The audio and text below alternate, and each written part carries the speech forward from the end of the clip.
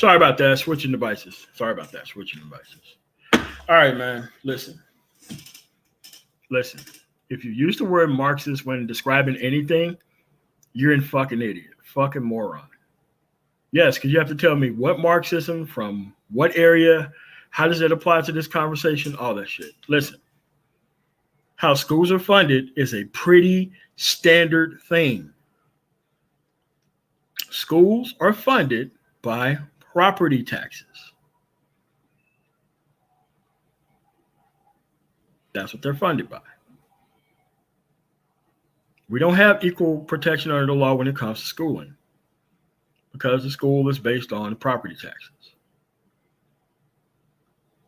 This stuff isn't hard. It didn't change. This stuff has always been this way.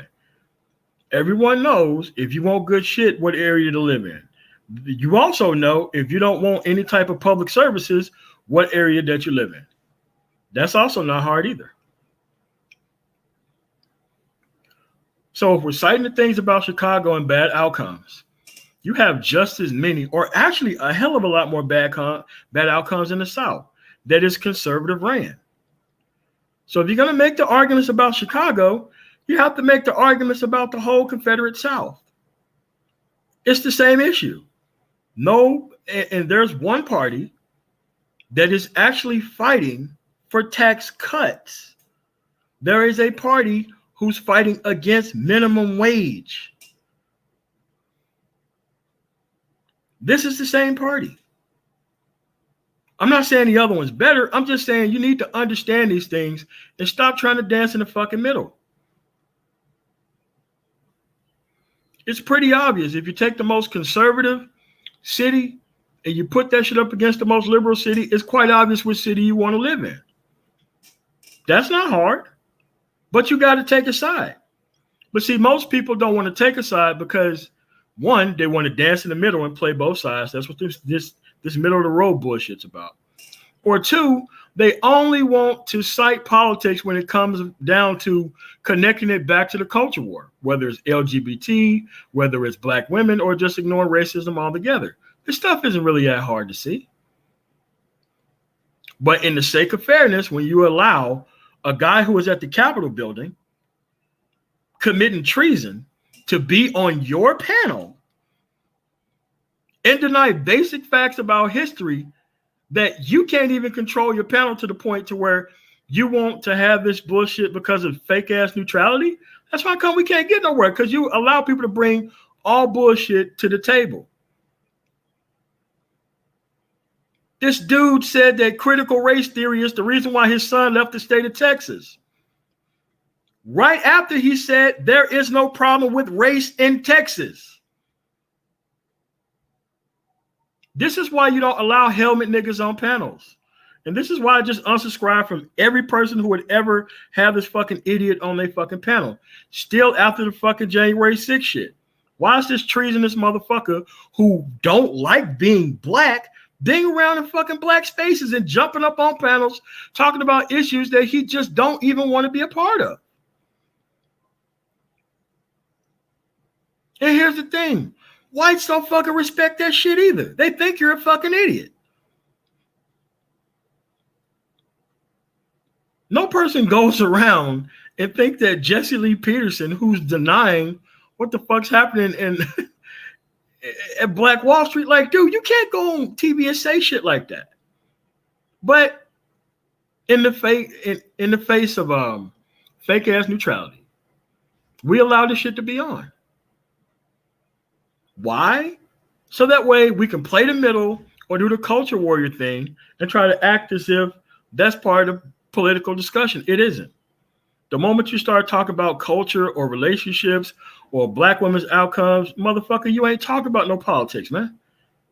The only thing you're talking about is shit that don't matter. Yes, there are institutional problems. Yes, these parents have problems with their kids. Yes, both of those things are true. But to try to make it look like it's even across the board, man, that's crazy. But this is what happens when you have complete idiots who've only sided with the right because they don't want any power for themselves. No, but Inquisitive Prince, they go over there to be non-effective. Because on the right, you don't have to bring anything to the table on the right. They allow you to build a code of personality. They allow you to come on TV and say stupid shit like Candace Owens. You ain't got that type of shit on the left. You ain't got it. And you definitely ain't got that type of shit in the middle. You don't have a winged up welfare system that pays people to say obviously racist fucking shit.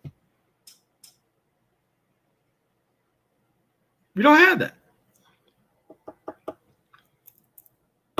I'm actually glad that these people, this is the end of the road for them. Because if you don't pick a side, then you're just typically not part of the conversation. That's all it is.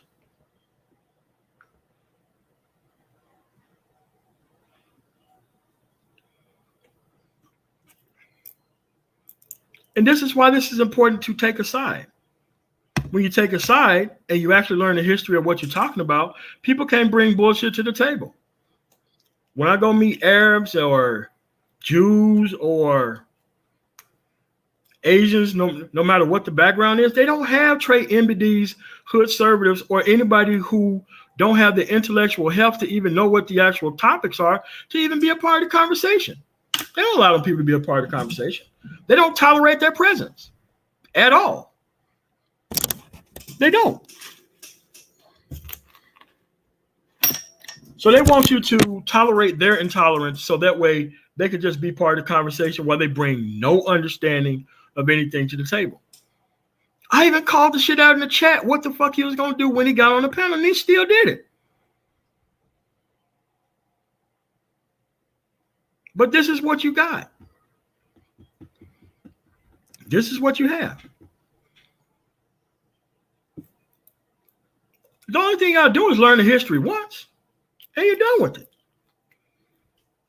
I'm just saying there is no fucking conservative area that you want to move to. That's in the South, because the South runs the party. It's not like the Western conservatism, which I like. It's more libertarian than anything else.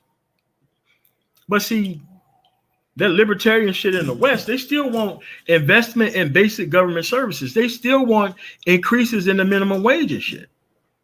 Because if they didn't in the West, they would look just like the South. Businesses down there don't pay any taxes. There are really no property taxes, so the schools ain't shit, and the teachers don't get paid nothing. That's the way that is. And it's not specific to black areas. It's specific to all areas that don't have the tax base. Indiana, that's a pretty conservative state. Most of those areas outside of Indianapolis got the same problem that Chicago has, except for this all with whites, without the violence.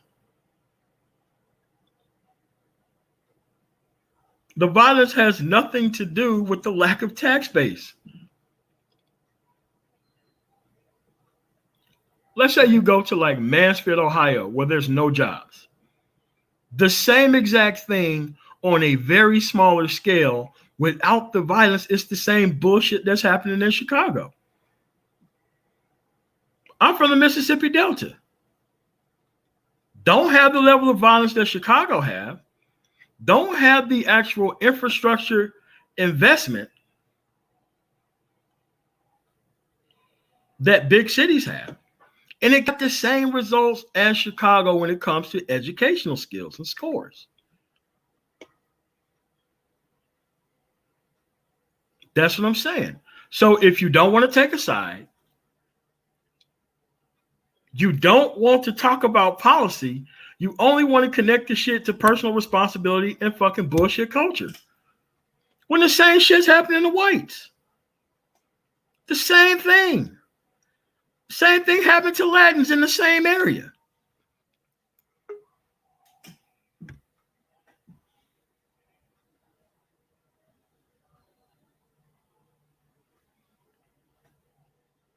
Hold on a second.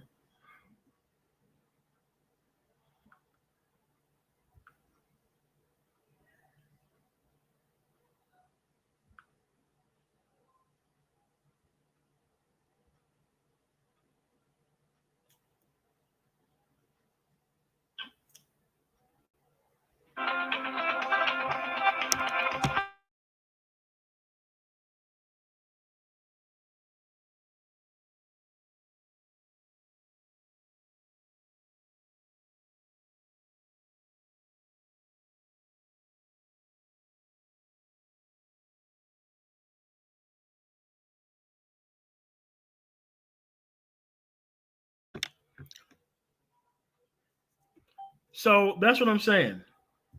And this is why black people want to focus on the cultural aspect. This is why there's so much talk about the relationship shit, because it's patently ignoring the real issues that are happening. The moment you open your mouth about bonnets or the outcome of these fucking women, which is a choice, by the way, to deal with people who is specifically going to fuck your shit up, who are specifically not on your side. Getting your shit together is an individual thing. But you cannot ignore the underlying problems that it's going to that your ass is going to run into in society. You can't just keep going around doing this shit, and you just can't keep dancing in the fucking middle, allowing these lunatics to come up and shit all over your panel without you cleaning up shit.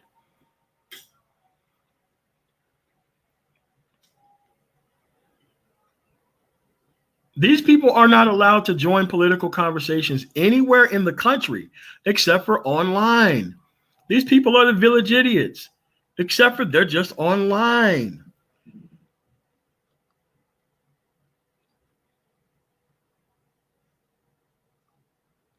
You can't be polite to people who would lie to your fucking face, and they would just fucking be. Hold on a second. I thought I dropped it. Hold on a second. Oh shit! I dropped it in the group chat that we're in. What's going on, Lawrence guy? Yeah, thanks, Lawrence. So what I'm saying is that there are underlying issues that are happening here, but you have to care about all that shit. It's not about liberal, progressive, Republican, and Democrat, but you better know what the actual issues are when you're trying to discuss institutional problems and how to fix it.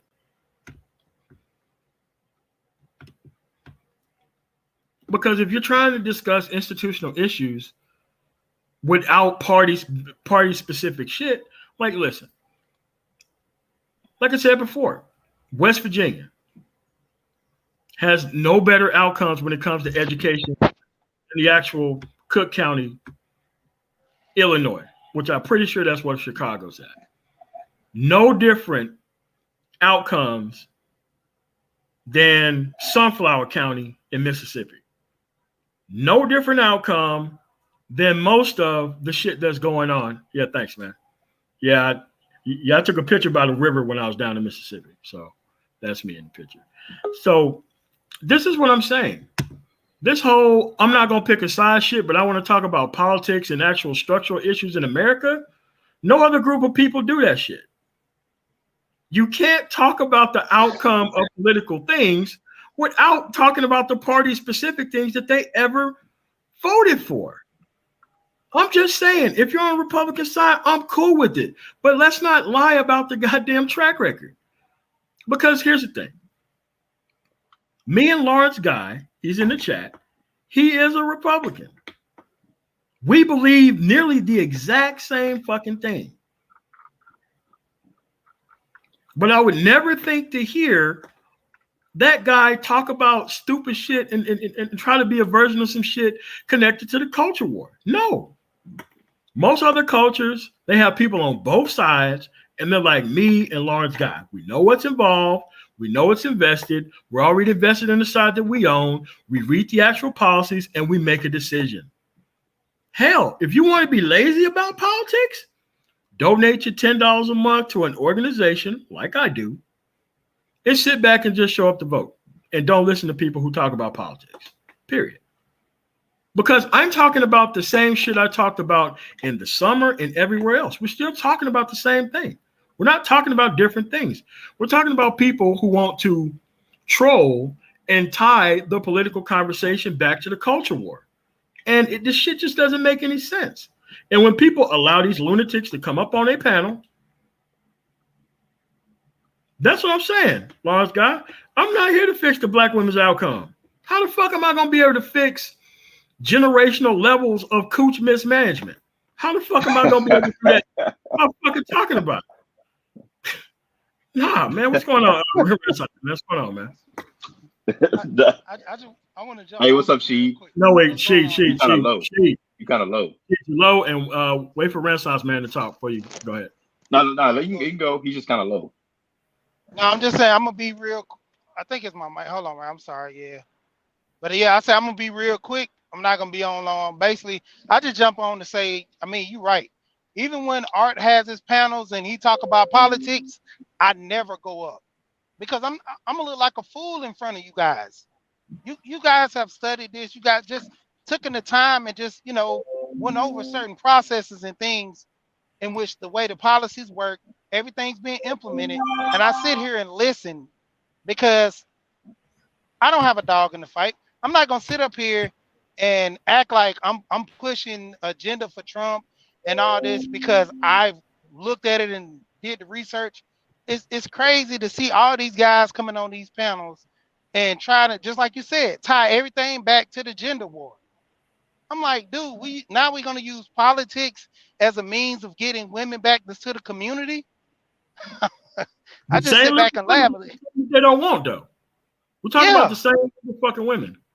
Yeah, and the whole thing with the whole SYSB thing, like I told guys, Hey, we don't hear you.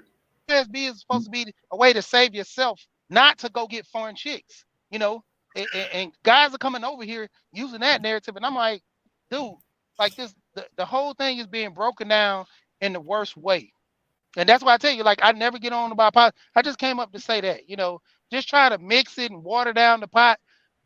I don't talk politics because that's not my thing. I don't get into it. Yeah, I know the basics, the judicial branches and things like that. But when it comes down to it, I'm not well endowed to talk enough about it. So I stay off the panels. For all the guys that come up there and look stupid, man, it's like another one bites the dust. So many idiots, and they always just like magnets over there when they come on that panel. When you, especially when you're up there, I'm like, they don't. It just killed me, like the critique, the whole thing. You don't have nothing to say. You'll go to some other panel, get their talking points, and bring it over there, and you'll lose that fight. Go back over there, look at another video versus doing the research yourself, sitting down like you're in school, doing the research, know who's in office, know who you're talking about. It kills me, but I'm off, man. You All right, guys cool. got I'm finished, man. All right, man. Thanks for coming through, man. Yeah. So what I'm just typically saying is that there's really no reason to be talking about or to women at this point, unless you're a bitch ass nigga, unless your whole existence is defined on the outcome of this relationship shit that ain't gonna work. You know what the outcomes are. The decisions that we're seeing right now are based on the decisions that was made in, I don't know, where we 2021. Decisions that we made now on the high school outcomes of students were made in, I don't know, 2002 to 2004 at the best. These are outcomes that we have. So if you don't save yourself and formulate a better family structure other than what you're designed to deal with on average, you're going to consistently keep having bad outcomes. Yeah, man, I don't give a fuck about that dude, Captain Cisco, because I don't consider no person who's pro-black as not having the right to say anything to black people within any space. Because if you pro-black, you pro these outcomes, or you're trying to restore these outcomes or keep them going. Because I've never seen them come out trying to stop the outcomes from being here.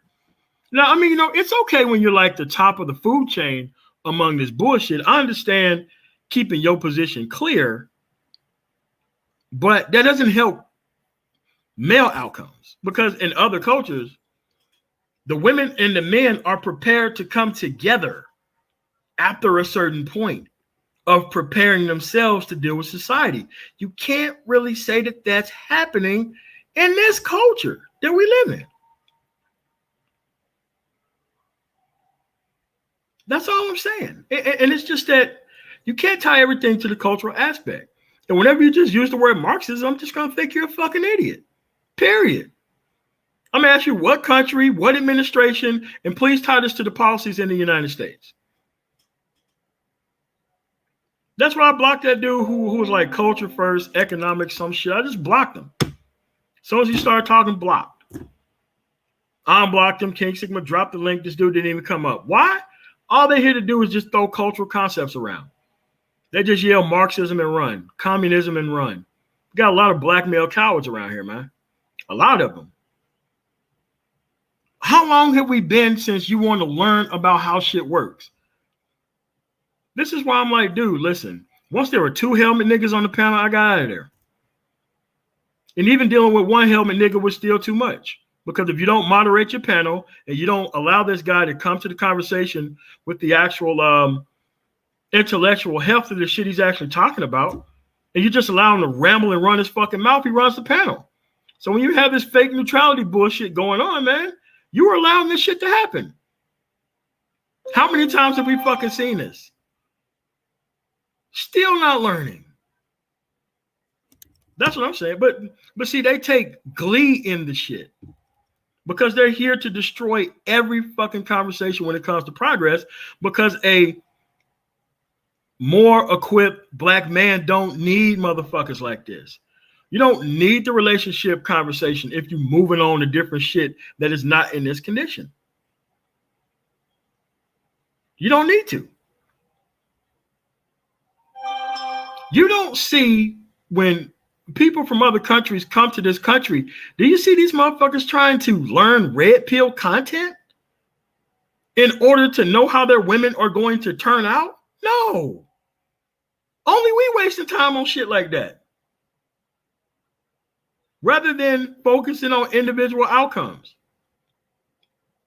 Because see, they want to hide behind the group in statistics when everybody is doing good without no personal investment. That's how you have to take a fucking side.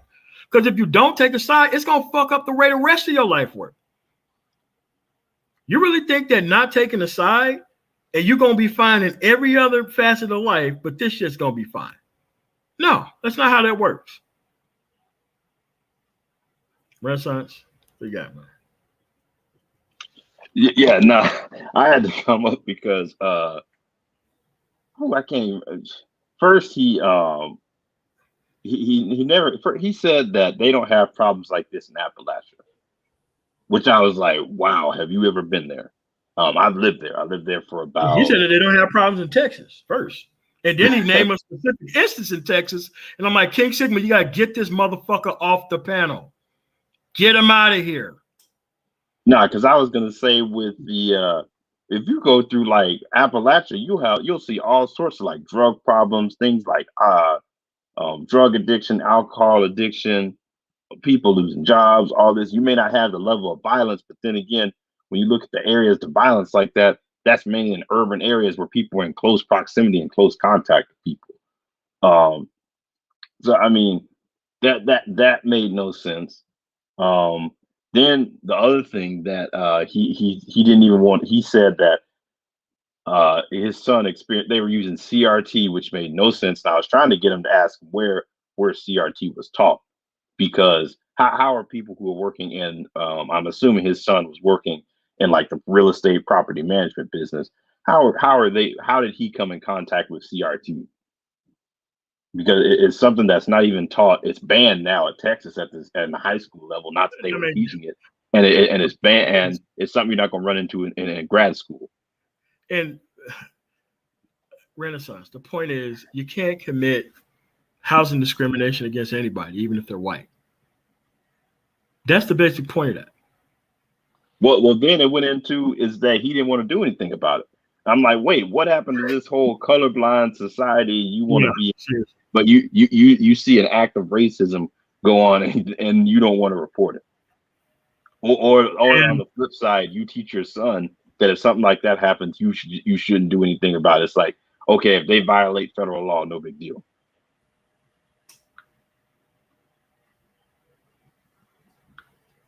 And that's what I was getting at with Mike when I was talking about the Prince George's County thing, when they were talking about what's accounting for the lack of capital. That's what I was trying to get at with him, was like, hey, when you have someone go and appraise a house for $100,000 less than what it's worth, and you got people who use their house as collateral for a loan or a line of credit, there you go right there.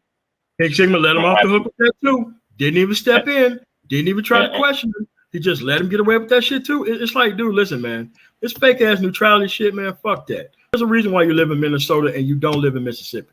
You know what the fucking difference of that shit is. It's capital investment. Yeah, no, that was the other thing I was gonna say. Like he was talking about conservatism, and I think it was Trey. He was saying that people who live in conservative areas, whatever, their kids don't have these issues. I'm like, do you understand how many people like they are literally? I was listening to a survey the other day. They were talking about how many Black people who vote Democrat identify as culturally conservative, even though what culturally conservative mean, man. They don't know. They think conservative equal religious, and it literally doesn't even fucking mean that. It's like, are you self-interested in your own survival? That's what conservative means. Self-preservation. So people think that, yeah, I believe in self-preservation. Like, yeah, but that's not. Yeah. And on the piece you were talking about, where like you were having trouble with schools, Oklahoma is a prime example of that. Like I saw a little piece on that. They literally said you have teachers in there who are working 2 jobs on the weekends, and they're married and have a full-time teaching job just so they can make enough money to pay the bills. This is not a Chicago situation. This shit goes on everywhere.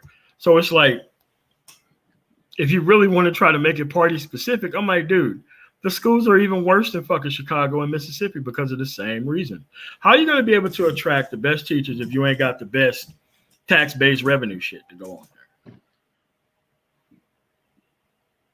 there? Not to mention too, when you start talking about just teachers in general, like, because there's another thing I saw. You got some of these rural places that are actually, I want to say like rural Montana, they're recruiting teachers from like the Philippines because they can't get teachers in the U.S. to come there because it's like they're paying $35,000 a year for someone with a master's degree. Yeah. I mean, but that's pretty high for their specific. I mean, if you talk about Philippines, $35,000 a year, that's a lot of money. But if you talk about bringing the ass for $35,000 a year and not living in like the rural South, nah, man. No. These are like they were trying to recruit like American teachers who've been to college, got their master's degree, trying to recruit them to come and teach in like rural Montana or something for like $35,000 a year. It's like, do you know how much grad school costs? Yeah. And it's like you could go to a major city and make double that. Yeah, so this is what I'm saying. It's like, all right, so Lawrence guy just said, I'm true conservative, which is not a helmet nigga, by the way. True conservative, self-preservation, self-improvement, self-marriage, self-accountability. What the hell does that have to do with ignoring basis of American society so that way you can just troll Black people and shit? I tell you what, man, other cultures, you do that shit, they would blow top ramen out the side of your fucking head. There is no cultural protection in trying to bring everybody to the table with bullshit opinions, especially if they're against the group. There ain't no fucking way that they would allow that shit. They don't allow the shit. When I'm around it, yeah, they know what's at stake. They don't discuss the shit in public or in person because everybody's on board. You ain't got these type of cowards in other societies, man. You just don't have them.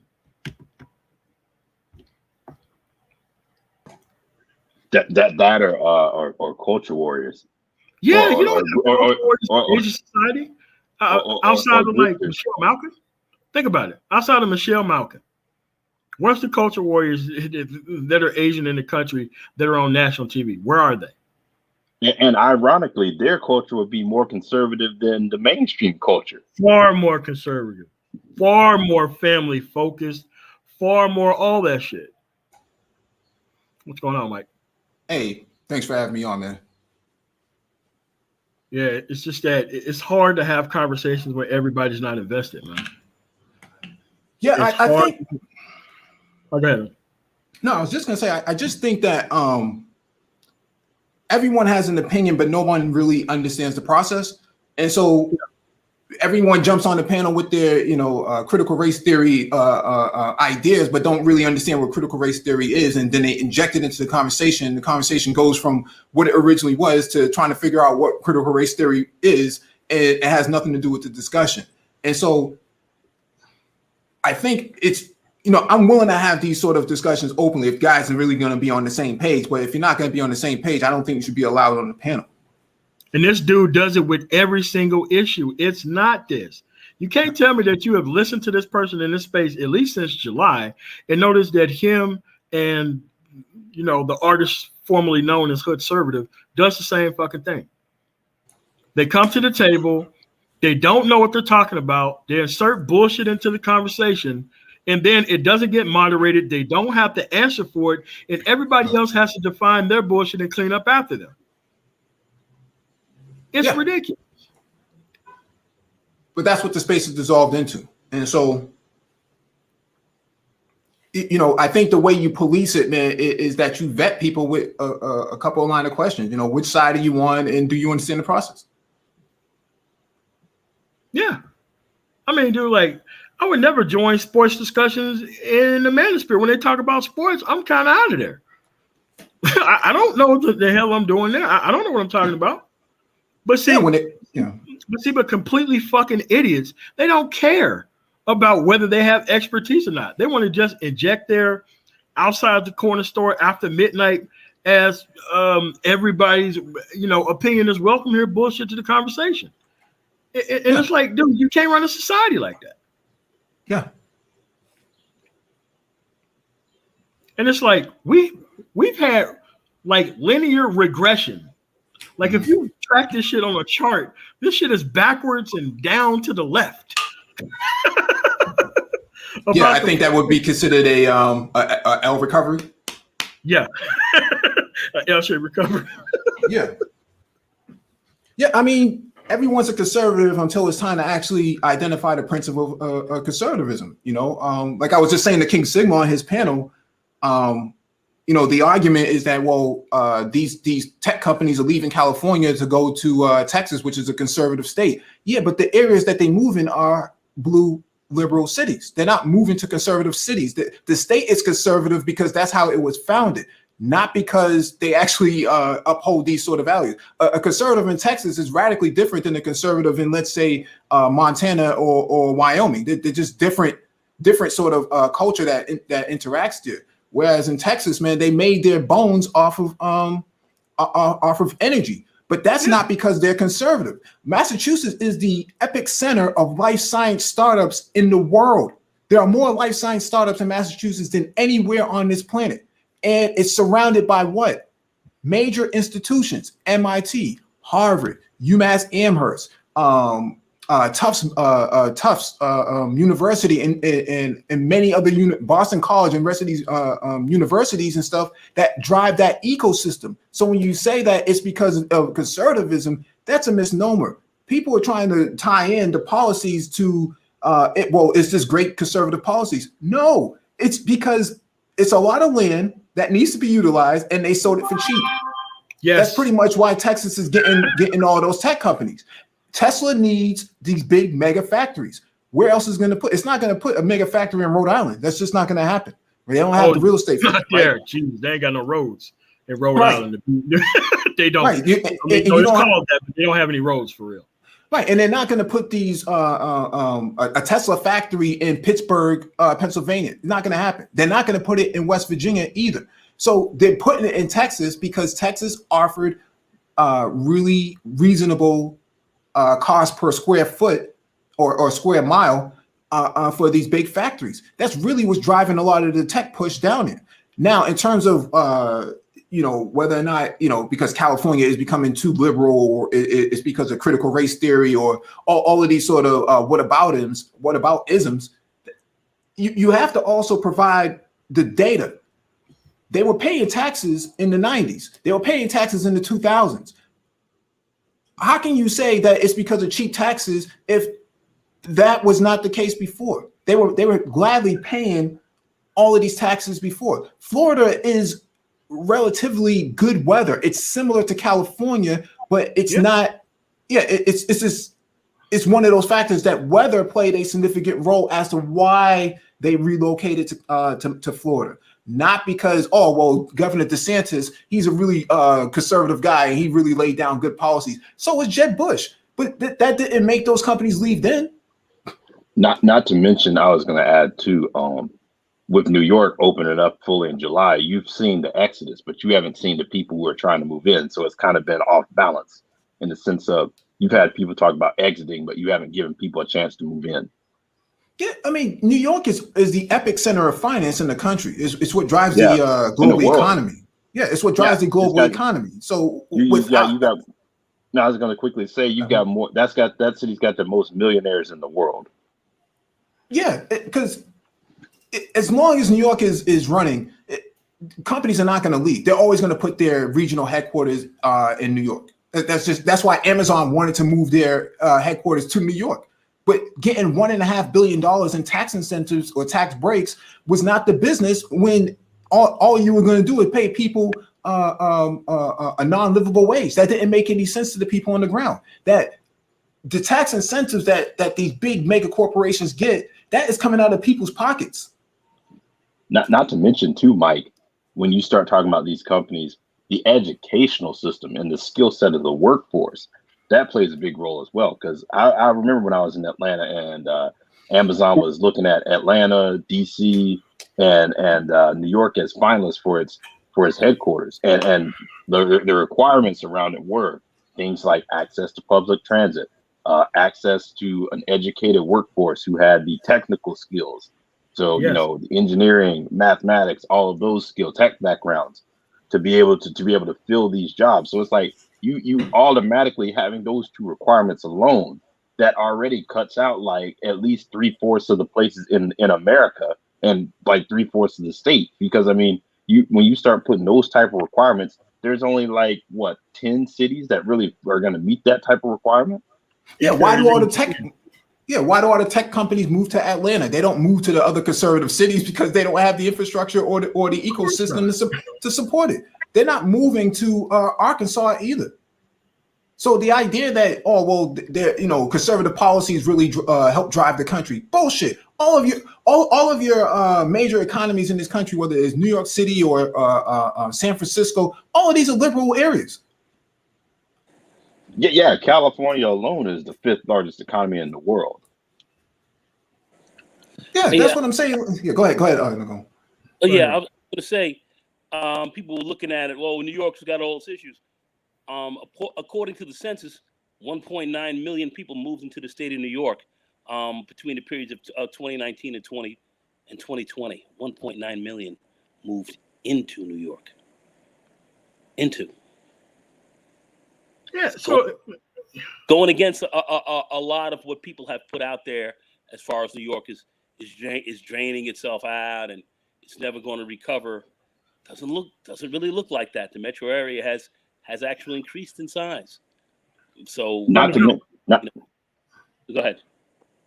No, I was going to quickly say. Look, rest on hold a second. So when they only say that to connect that back to the immigration culture war or the taxation culture war. That's the only reason why they say that. Other than that, they have no other rationale of saying anything but those two types of things. Yeah. The other thing too is they don't take into account. And I thought about this when you talk about the people who left the Northeast. A lot of those people, some of those people were close to retirement. So when COVID hit, they may have just said, "F it, I was already going to retire in a year or two. Let me go ahead and get down to Florida before the real estate prices go up." Yep. Yeah, go ahead, Mike.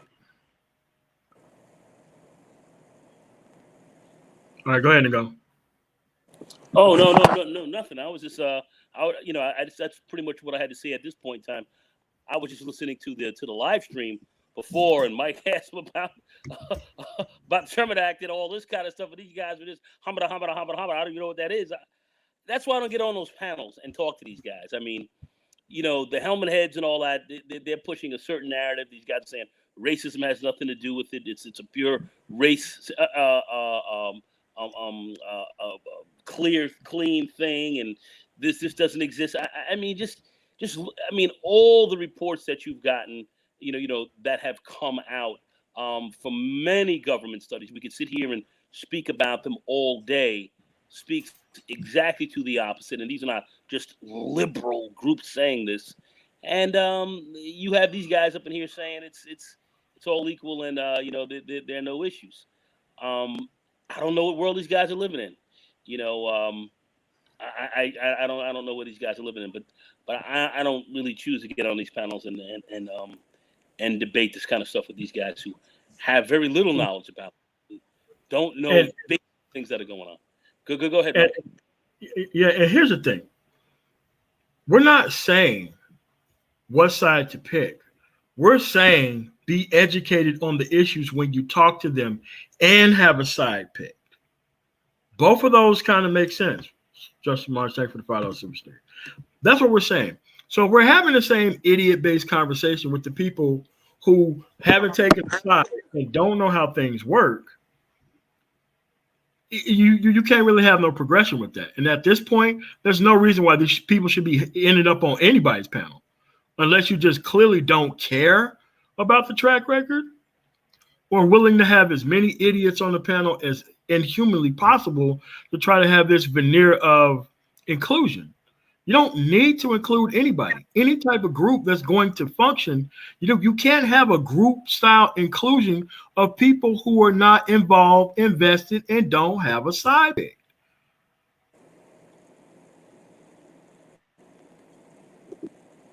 Go ahead and go. No. I think that's pretty much it, man. That's pretty much the bottom line. I don't really have much else to say. I mean, you guys know where I stand.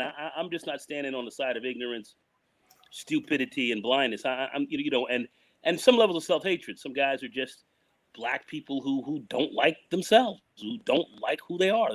They don't like it. And I know that these people have been around in our society and culture for a very long time. They're still here, and it is what it is.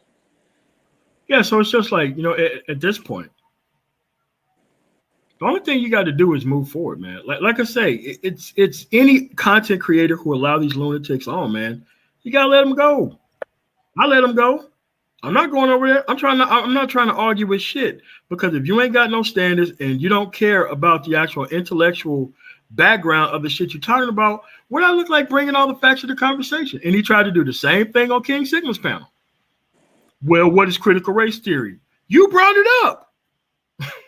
What's the definition? Oh, I don't know. You tell. No, it's not my job to educate you on shit that you bring up and insert in conversations. And it's the host's job to kick them the fuck off the panel when it happens. This is how come I don't go to a lot of these spots no more, because I'm not trying to talk about bonnets, black women, KS, TS, or motherfucking this Kwame Brown motherfucker. I'm not doing that. That has nothing to do with bringing our shit forward. The relationship talk at this point makes you look mentally fucking retarded. The colorism argument at this point in the mouths of black men make you look mentally retarded. You're not here for no goddamn progress. You just want to be the voice of the current problems that are currently here. And that has nothing to do with progress for the actual people that you claim to care about. The only thing that does is build a code of personality for the actual people who's pushing the bullshit in the first place. Yeah. It is circular arguments that lead nowhere. We're what? How many months since the election? How many months since the swearing in ceremony? And people still haven't picked a side yet. Still haven't regained their understanding yet. Still haven't covered what's in the news yet. Still haven't. I don't understand it. Haven't read the infrastructure bill. No, haven't read the infrastructure bill. Don't know. Like, there's no way you read Mitt Romney's bill. He doesn't have a bill. It's like, dude, there's an infrastructure bill, and then there's not an infrastructure bill. Right. So Mitch McConnell's offer was supposed to be significantly less, but we know that the original bill that Biden proposed had language in it that they disapproved of, because that language focused on people who look like you and myself. And so guys are actually backing up McConnell and Romney and not understanding that the original bill has your best interest versus not having your best interest with the other bills. But if you believe in these sort of, I guess, conservative values, then yeah, you're gonna always try to side. You're gonna go against your best interest every single time without even understanding it. That's why I don't understand about this $15 minimum wage argument that, well, it's going to hurt small businesses, as if you give a fuck. Yeah, that's what I'm saying. And it's like, so when we're talking about housing and how that affects education, we're acting like we don't know what party that is for keeping the corporate tax rate artificially low. We act like we don't understand the party who is against the minimum wage. How could you have a conversation about schools without understanding the how schools are funded, unless they're like charter schools, or else they use some of that lottery money to pay for like private schools, because that's what happens. So it's like, dude, you have to understand the concepts of what's going on, man, in order to have the conversation about it. Absolutely, MOT. That's the bottom line. If you don't fundamentally understand that property taxes and so forth pay for your schools, you're sitting up in here talking that craziness on the other side, I can't have a conversation with you. Mike asked a very serious question to them about the unions. My man did not know what this act was. Had no idea. The Sherman Act. The Sherman Act. Yeah. That's what I mentioned before. So he did not know what this act was. He didn't know. It was clueless. At that point, he should have been kicked off the panel. But still, he didn't know basic shit about what was being discussed and still was allowed to be a part of the conversation. This is not the first time. It's every time. We've had too much of this going on over the last 2 years. This is 2 years. 2 years por coso, porra. 2 años, 2 years, baby. It's been a long time. In the same game, we're teaching these guys and then they're trying to throw it back at you. It's like I'm talking to people. You're talking to people who I don't even know if it's retarded. I don't know what it is. But at the end of the day, this has got to, I'm not engaged in the conversations with these guys. I'm not getting on those panels. I'm just not doing it. But at the end of the day, I believe, certainly what Mike's doing and what you guys are doing, keeping that left jab out there, hot and heavy with the podcast and MOTs and some of these other brothers out here who are dead on top of it, who I just haven't mentioned, but there are a few other brothers that come on here, Wacky World and the rest of these other cats out here, dead on game, DC and all them. These are the cats who I'll spend some time with. I don't have time to deal with the helmet heads, man. The helmets are a problem. Anyway, go ahead, guys. I'm done on that. Go ahead, Mike. So the argument is that black men should up their skills first instead of getting $15 at the federal level, because really that's really where the $15 minimum wage would be going first, right? Is at the federal level. So GS5, GS6, all that stuff would be null and void because you'll be making $29,000 to $30,000 a year. And instead of the federal minimum wage at $725 or what is it, $727 or something like that, I forget what the federal minimum wage is.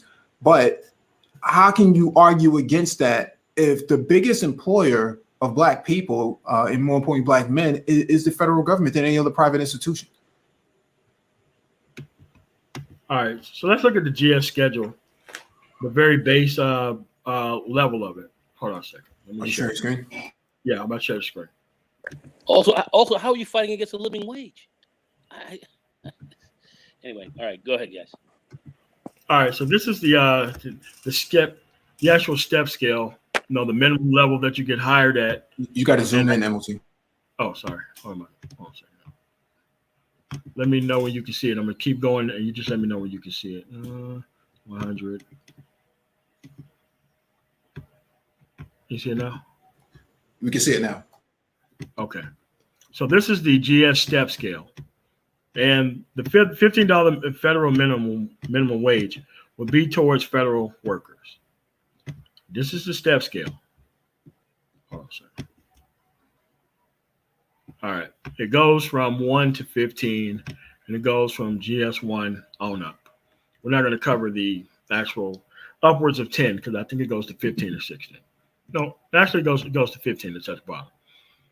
So this is how much money you would make. So what I'm going to do is go to salary.com. So that way you can see how much a $30,000 paycheck would look like versus a $20,000 paycheck, because people never do this as well. They don't show you the actual difference.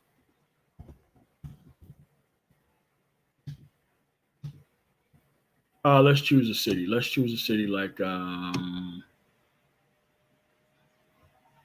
right, let's use Denver.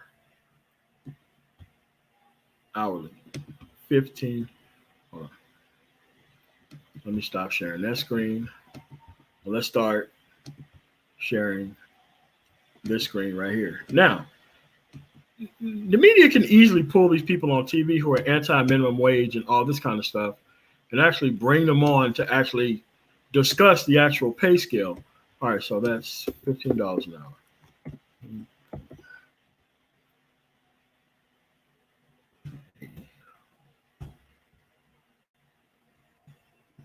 All right, so every 2 weeks you'll take home $1,076. That's one. Versus, and that equals how much per year? Hold on. Court over Tennessee.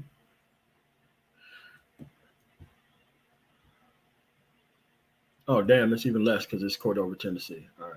So, yeah, but this is what we're talking about. And this is not even that much money twice a month. You talk about rent, you talk about everything else. So if you got these southern states that don't even pay this amount, that pay right at the minimum wage for damn near everything when it comes to welding and all that, then you don't have schools that ain't shit. Like, dude, you're not going to be able to run a viable society, and you're definitely not going to be able to get people to invest in putting their companies in your area when you are impoverishing and definitely not investing in your own people. Well, that's what the point that I was trying to make, that if you increase the minimum wage, you increase their spending power. I don't see how this is rocket science, right? And if you have an area that doesn't have any property tax going into the public system, then what do you think the school's going to look like? It's not that hard to figure out that if Black people don't own houses, then they're not paying property tax. And if they're not paying property tax, then the school's going to look like what it does now. So how can you argue against this and not identify this as a critical area? Great point. Great point. I just want to say this very quickly.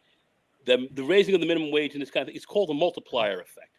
That's how you increase your economic power. That's how you also increase the functionality, size, growth of your economy. This is higher wage paid people have greater standards of living. Why they have more money to pay more taxes into certain kinds of systems and so forth. So you have maximum benefits like education, which is a capital investment because you're going to get a tremendous return on that. All right. But people sit here and don't look at what all of this means, but yet they sit here and say the dumbest, most ridiculous things because they don't understand fundamentally what they're really talking about. And they don't truly understand how your society and culture really works. And that's why, when you really have conversations with some of these people, you have to be on the same page. At least you're in the same ballpark when you're talking to certain kind of people. People can potentially disagree on certain maybe types of ideas of how to implement, but you got to be on the same page. You got to be at least in the same ballpark. These guys are nowhere in your ballpark. I don't know where they are, but they're nowhere in the same. The majority of impoverished states happen to be red. I'm not, for all of the great policies, that people are trying to toss out there that, conservative policies, we got to do something about undocumented people taking jobs from Black men. I'm not seeing it, man. I don't think that guys are lined up to go work at Tyson's Chicken to go, cut the fat off the chicken, man. I'm not seeing that.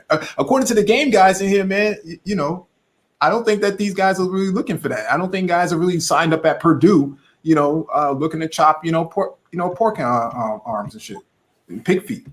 Yeah, I don't see them getting up in vans and driving themselves out to Oxnard, California, and then jumping on the big corporate farms and farm 12 hours a day, picking strawberries and oranges and bananas for companies like Dannon and Birdseye and so forth. Okay, that come to here. I don't see them out there pushing that hardcore. I don't. Is that what brothers are? Is that what's getting in your way? No, it's such a I don't see What that. it's a shameless dodge to dodge the actual issue, because none of these people are out there fighting against corporations actually doing that shit. So on one instance, you don't want them being here, and the second thing, you're not even going to show up for immigration shit. And the third thing, you're not even going to require them to use the I-9 system when they're doing shit. I'll say this: you want to stop immigration tomorrow? Start walking onto these yachts and these damn upper middle class communities and start locking people up the moment that the HR person finds an undocumented person within their organization. It'll end overnight. It'll end overnight if there's actual consequences for it. Yeah, I mean, they give rewards for that type of stuff if you drop a They dime do, on. yes, on they it, do, you know? yeah. But if you're conservative, there's a no snitching clause. So yeah. So it's like this. Pick a side and know about the issues. If you don't know about the issues, then shut the fuck up. Because this ain't some shit that we can just banter about. This is things that you should already know. That's how come I don't go through the history and shit, because it's your responsibility to know American history.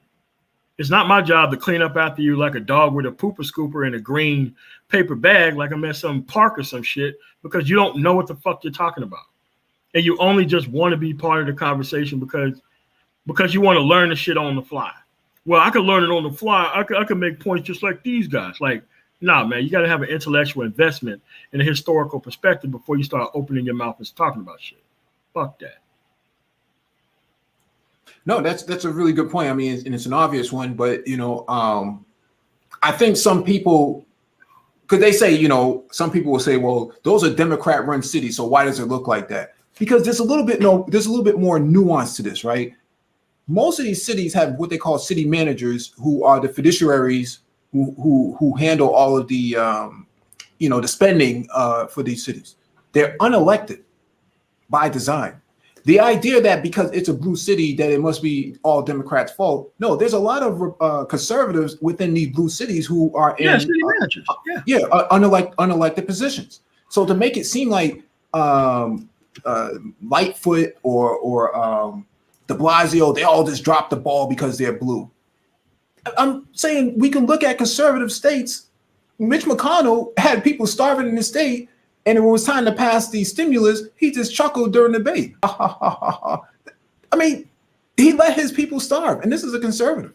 So how can you say that it's conservative policies that's doing well, and they take care of families? They have strong families. Yeah, but they're starving in West Virginia, man. Look at their teeth falling out of their mouth and all the poisoning of the wells and whatnot due to the industrialization that was happening there with the coal mining. So I'm not seeing the I'm not seeing the overall perspective that because it's a conservative state that it must be good. Because all of the if it was so good, why do black male conservatives never move there? Yeah, and they're always this conservative shit from these well-run liberal areas. Yeah, it would be so much better if we can just get the liberals out of the way. And I'm saying, wait a second here. The reason why New York City is doing so well in San Fran and LA is doing so well. I mean, the policies there created by those those liberals or those people on the left is exactly what drove the industrialization as well as the economy there. So how can you say it's just people that companies are leaving California and New York to go down to Florida and Texas because they like conservative? Like, that doesn't make any sense. But you have to realize that we keep having the same conversations over and over again, and the people are kind of rewarding them for their ignorance and shit because that's the problem. Like, the whole space have devolved because they can't be a part of the conversation because they don't want to have any investment. So they rather have, helmet motherfuckers try to half-assedly have the conversation so they can feel good about what's happening rather than trying to logically understand what's going on, which is a one-time thing. If you want to get your affiliates involved in the actual involvement of what's going on, it's just going to be going on forever, man. Yeah, and those are the people who go down to the polls and they pull the lever every single time against their own interests. You can't. I mean, it's one thing to troll. It's one thing to troll online, but when you have to troll at the ballot, that's a big problem. But you have to recognize that they don't want progress. They are against progress, and it comes in different forms. It comes in the forms of supporting the wrong people. It shows up in the form of deliberately tuning into things that's bullshit. And oh, it's just entertainment. Oh, is it really? Is it really? If it informs your worldview and is dumb as fuck and they can't really go nowhere, so they have their ignorance type of echo chamber. But like, you got an echo chamber too. No, it's not an echo chamber if you know what the fuck you're talking about. Well, why don't you include my opinion? Well, your opinion is not on the topic and it has no understanding. So they want this kind of, type of anti-intellectual inclusion to be a part of the conversation when it's anti-progress in the conversation itself. And it just doesn't make sense to keep doing this. We keep talking about the same thing. Every time you look around, somebody's covering, well, look at Lori Lightfoot. Look at how she looks. The fuck does that have to do with the policies in the goddamn state? Nothing. And then when you're like, well, look how Chicago's ran. Oh, okay. Look how Mississippi is ran. Yeah, argument off the table, isn't it? The same problem. It's still infrastructure based.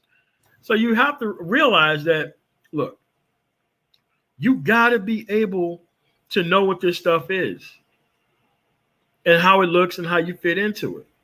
Otherwise, you're going to have this 43 years of bullshit conversation over and over again. What's going on, Lawrence guy? What's going on, man? Shalom. How's everybody doing? Good, Shalom. Look, man, I'm just gonna keep it simple. That's the way my brain is of late. Look, bottom line is, we're talking about lazy people. That's it. Just wrap everything up that's been talked about and tie it with a bow. We're just talking about lazy people. They're lazy for pride. Oh, no. I mean lazy across the board. They're lazy when it comes to being productive because they want the easy way out or they want a handout. They're lazy when it comes to dealing with relationships because they want to catch the easy pussy as opposed to working for a true cultured woman, if any of them still exist. And they're lazy intellectually. I mean, bottom line is we're talking about people who are lazy across the board, man. And you and I, you're gonna call everybody else liberals. Yeah, and you and I have talked about this before, and I've said it to you privately, and I've said it on other streams with you. Look, man, a lot of these guys at the end of the day, when we talking about hosts of shows, yo, man, I hold them just as accountable. Because when you let somebody come up there like that and you don't vet them, you don't correct them on the spot or anything like that, as far as I'm concerned, you're co-signing what they're doing. Because you're giving them a platform to spread the spiel. When as a host, you should be handling it better than that. I mean, we watch you do it. How many times people come up on your panel, say some nonsense, you have to put them in their place. You call them out on it. So to some degree, it's not just the person who comes up, but it's got to be put on the host too for not doing it right. Yeah, but they have the type of idea to where this centralized neutrality to where everybody's opinion is welcome. I'm like, if we're talking about, the homeowners association and you want to invite a whole bunch of arsonists up here to give their spiel, people are going to be looking at you crazy, man. Like, why are we talking to arsonists?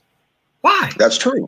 That's very true. That's very true. And that's how it works with me. I'll listen to you the first time. I'll tell you, look, man, that's your opinion and et cetera and so on. But after that, I'll let you go. I don't speak to you again. Because, I've heard everything you had to say. I don't agree with you. You know what I'm saying? I don't wish you ill, but I can tell you right now, you can't be in my circle because nobody wants to. My people don't want to listen to that. They don't. It's almost like we're having a meeting about child safety, and all of a sudden, Casey Anthony walks in the room. Like, who invited this person? Exactly. And we have to not say anything because all opinions are valid. Like, no, they're not. And it's like you got to be able to intellectually redline people from conversations, and people are afraid to do that because they want this false neutrality bullshit. And I'm like, dude, false neutrality hurts the people who want to learn about the issue. It doesn't punish the people who don't want to learn about the issues at all. True. But again, look at who we're talking about. Yeah. I mean, seriously. And like I said, I'm not trying to come up here and tear anything apart, but we got to get down to the nitty gritty of it, man. We just talking about lazy people across the board. It's just that simple. You know what I'm saying? I mean, how many panels, how many online panels, how many conversations in the chat, how many private conversations offline that we all have with each other at various times and moments, and it's always the same answer: lazy, unproductive people across the board. It makes no difference what topic you choose. They're lazy. Politics, they're lazy. Being productive, they're lazy. Chasing ass, they're lazy. Self-improvement, they're lazy. And dude, that's the bottom line analysis of this. They're just Well, lazy people that don't deserve time. They don't deserve to be on anybody's panel. And when a host lets them up on a panel and lets them talk like that, and again, without correcting them, without telling them nobody's here for that dumb shit, and dropping them off the panel and just giving them a place to spiel that nonsense, man. And, the host has got to be partially responsible for that. Well, let me ask you this, Lawrence. Yeah. Why would black male conservatives pursue liberal women? What is the desire behind? Because it's simple. They're not conservatives. I mean, dude. I mean, like I said, this is not rocket science, man. This is not rocket science. Because like anything else, no matter what age you are, no matter what section of the planet you came from, okay, one thing we all got taught: proof is in the pudding. What you say to me don't matter. What you show me does. So you can talk conservative all you want to, but if you're chasing liberal women, I'm telling you, you're not a conservative. Point blank, period. So then my second question is because and I'm sorry, just one more thing, because this is how it works. I judge you by the rules you give me. You feel what I'm saying? Yep. So if you come to me and you tell me this is your standard, this is your rules, I'm going to hold you to that. So when you don't do it, you're going to get called. And I expect the same thing in return.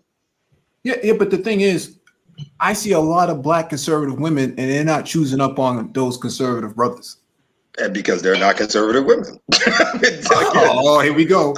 Again, this is not rocket science. I can only go by what you show me. If you tell me this is what you are and you do contrary, then that's not what you said you are. It's that simple. It's just that simple.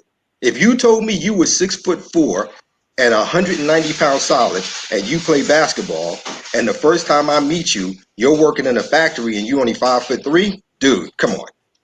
Oh, so you're saying that this to hell with what you said to me, I got to go with what I see. You know what I'm saying? Yeah, but so what you're saying is that we have some conservative fishing going on. You know, it's like instead of woke fishing, it's conservative.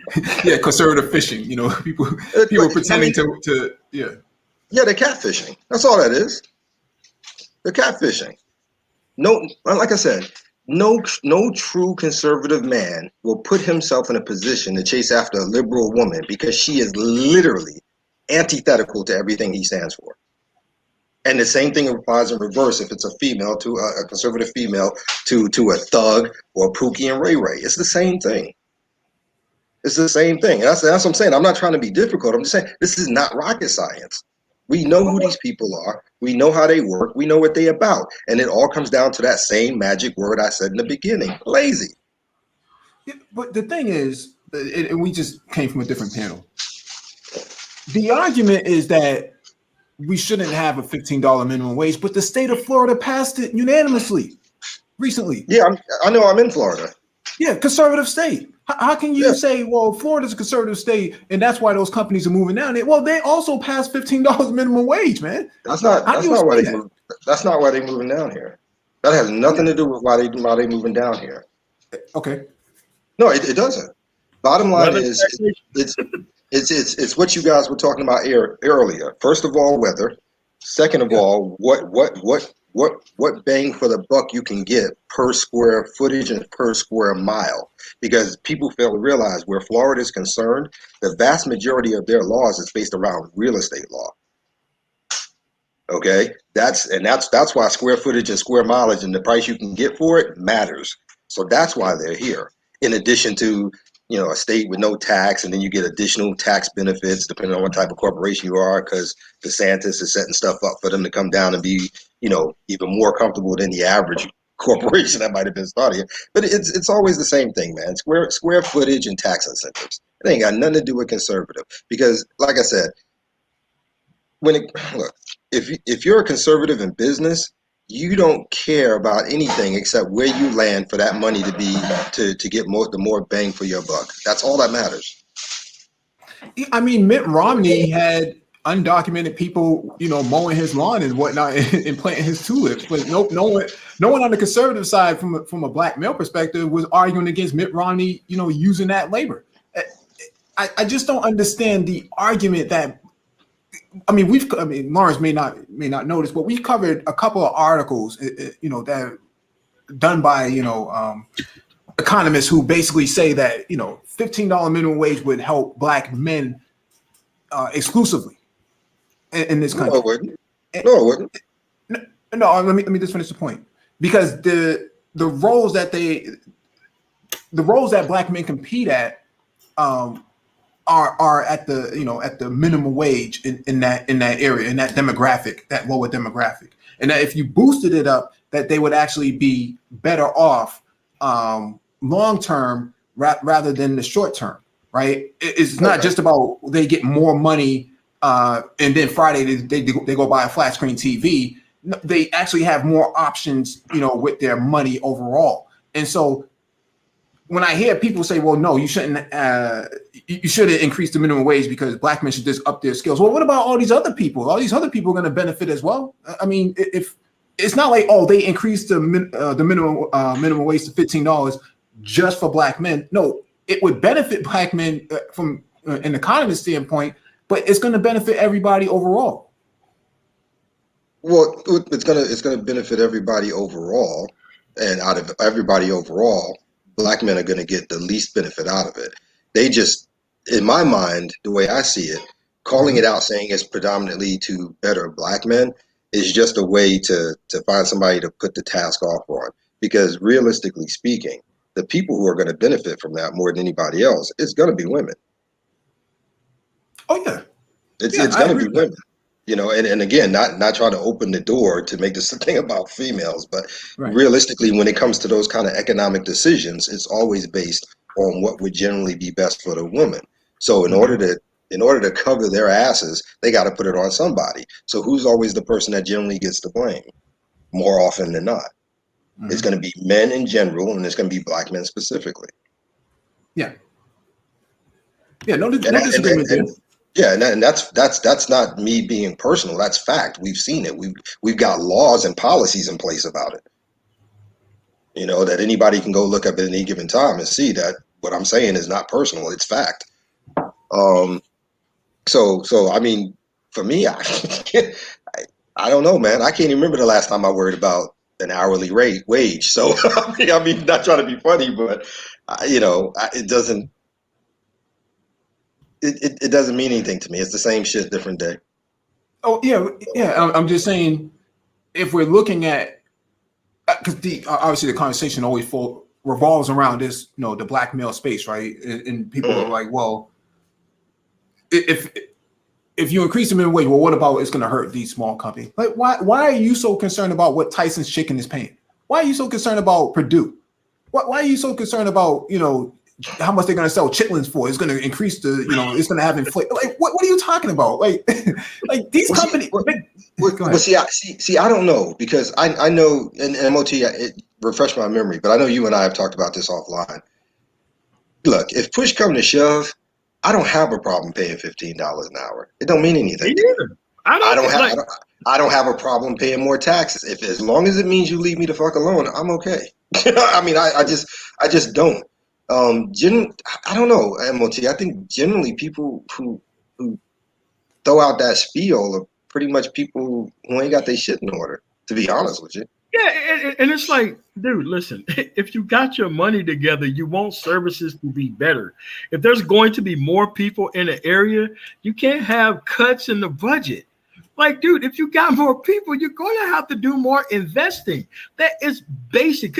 Could you imagine trying to keep your company the same size, but just increasing the workload without paying people extra? It's impossible. And on top of that, it's an attempt to hide. It's an attempt to hide where the real hole for money is going, and it's not payroll. It's insurance. Yeah. It's insurance, health insurance and all that stuff. Because I mean, don't get me wrong, payroll is generally the biggest part of any company's thing.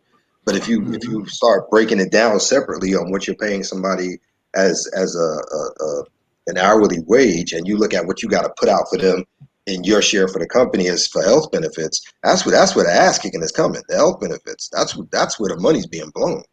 That's why I don't give a fuck about $15 an hour. It don't mean shit. Now if you can cut me down from having to pay for an individual $1,000 a month for health insurance, I'll take that. But I don't care about $15 an hour. It don't mean shit. Yeah. All right, wait, hold on a second, man. We got some clown niggas in the chat downstreaming the fucking stream, man. Downvoting the stream. So why don't y'all get the likes up, man?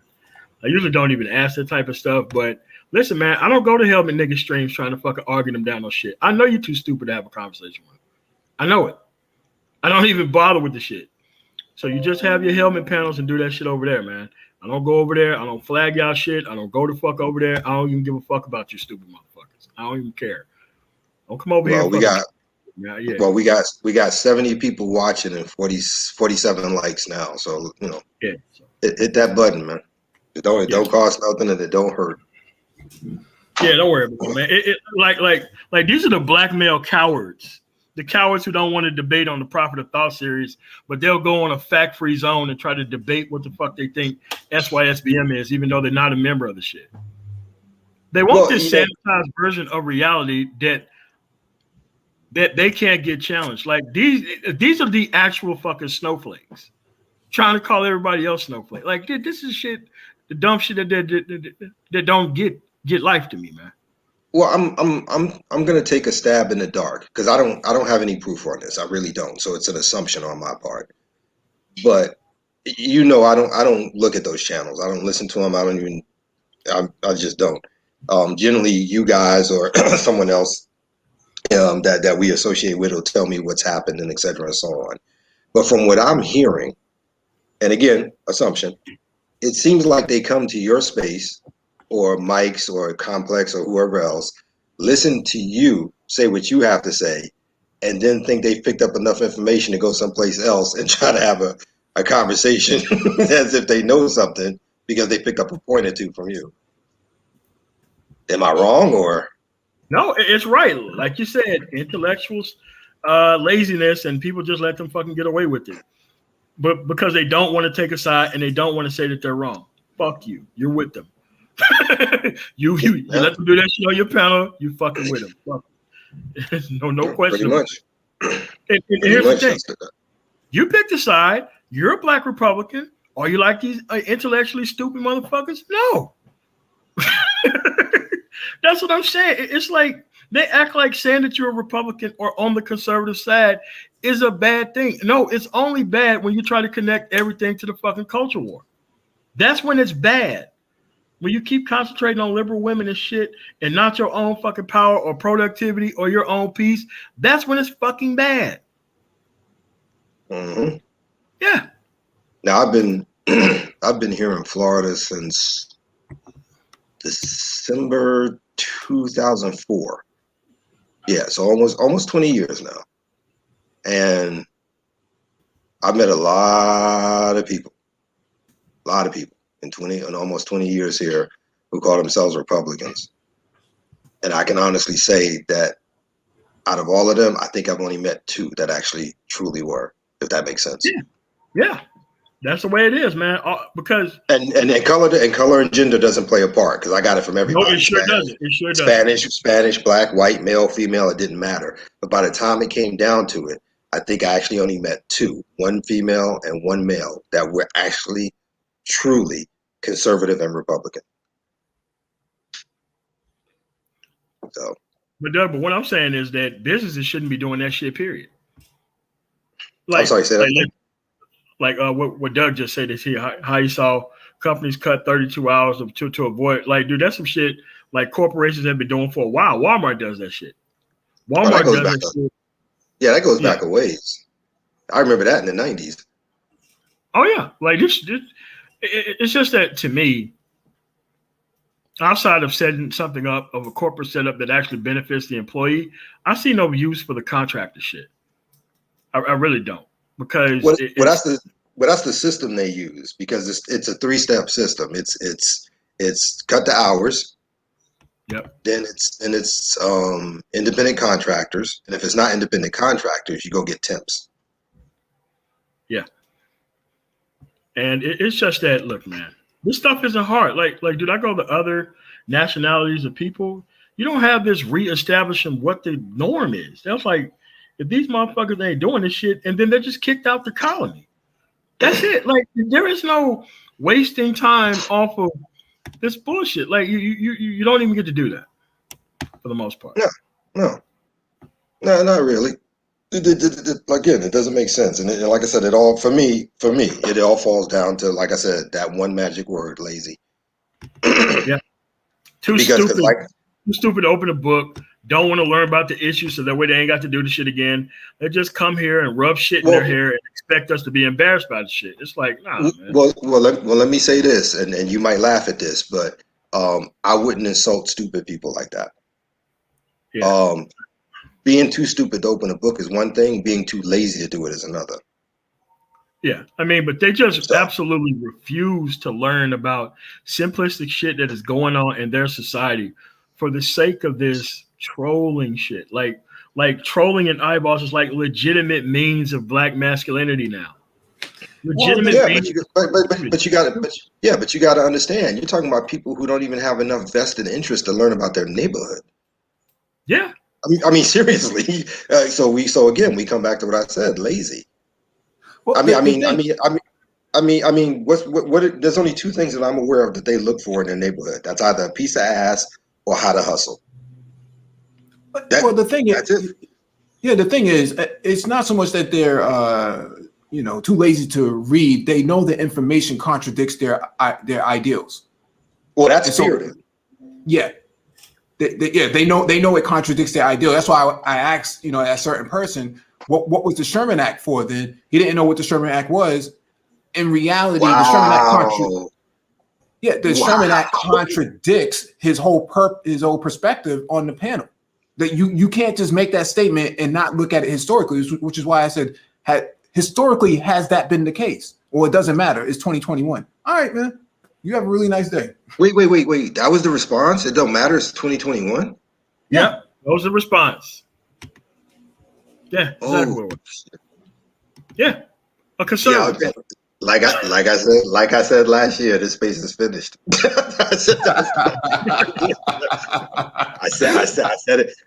Me, MOT, it was on Eisen's channel too. I think Zero was there. It's done. It's done.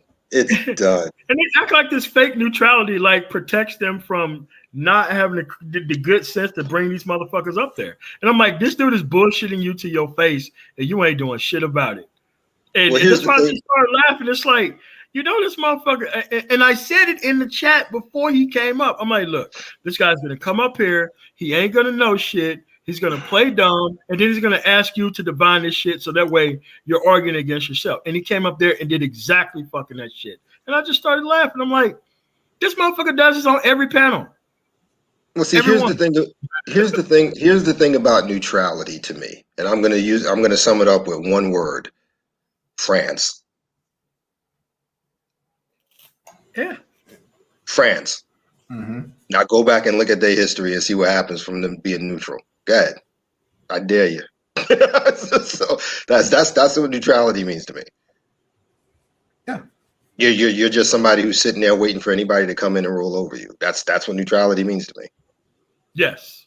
And neutrality also means I'm not going to pick a side unless there's a clear winner that fits in with all my bullshit, so that way I don't have to invest anything on the way to victory. That's what fake neutrality means.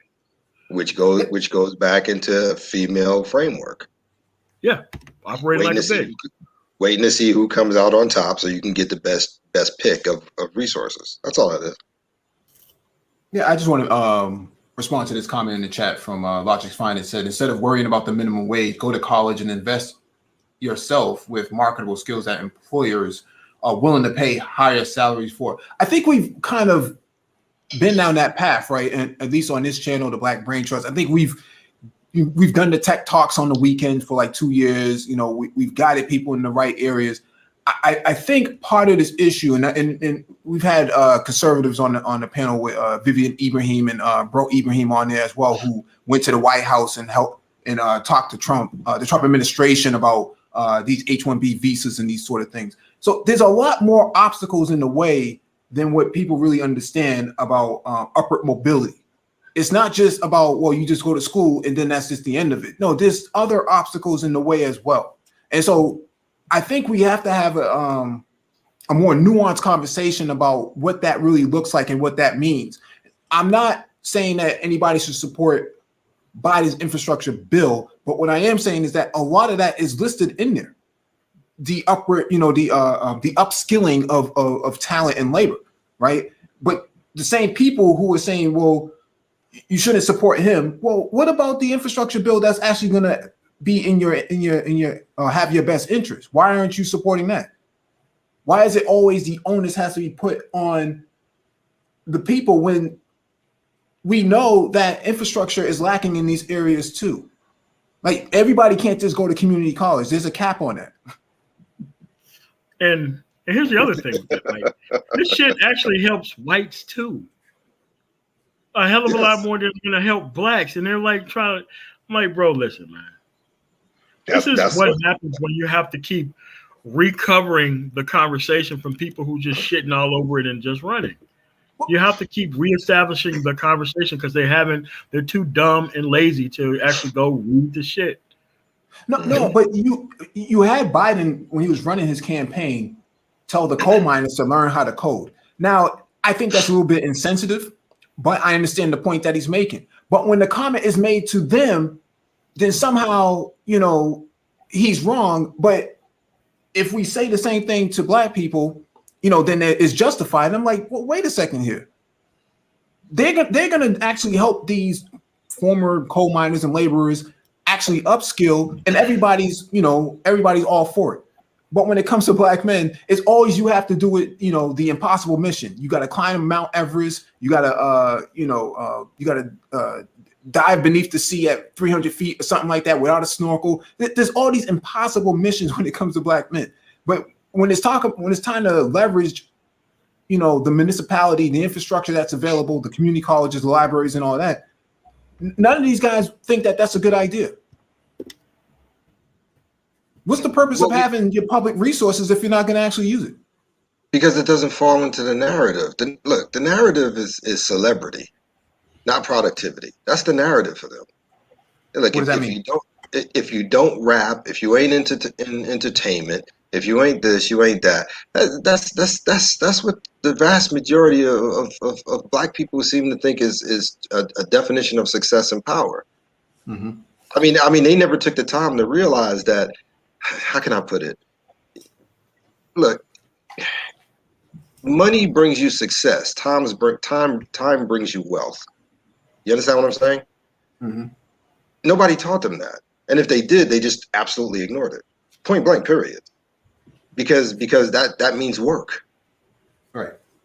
That means work.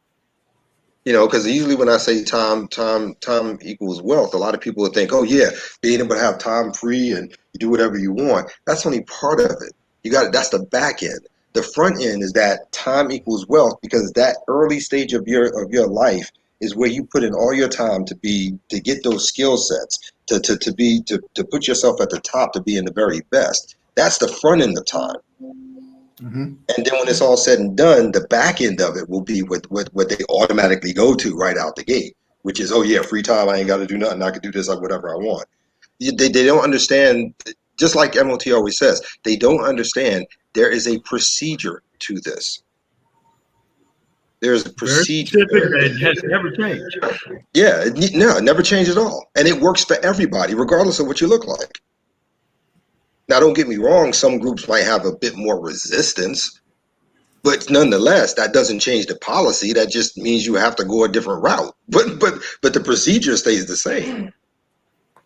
It doesn't matter. It doesn't make a difference if you're on the road on the left or the road on the right. They both follow the same procedure at the end of the day, because the game plan is to get to the end. Right. Well, I don't know, man. I'm babbling. I'm sorry. No, that's fine. It's fine.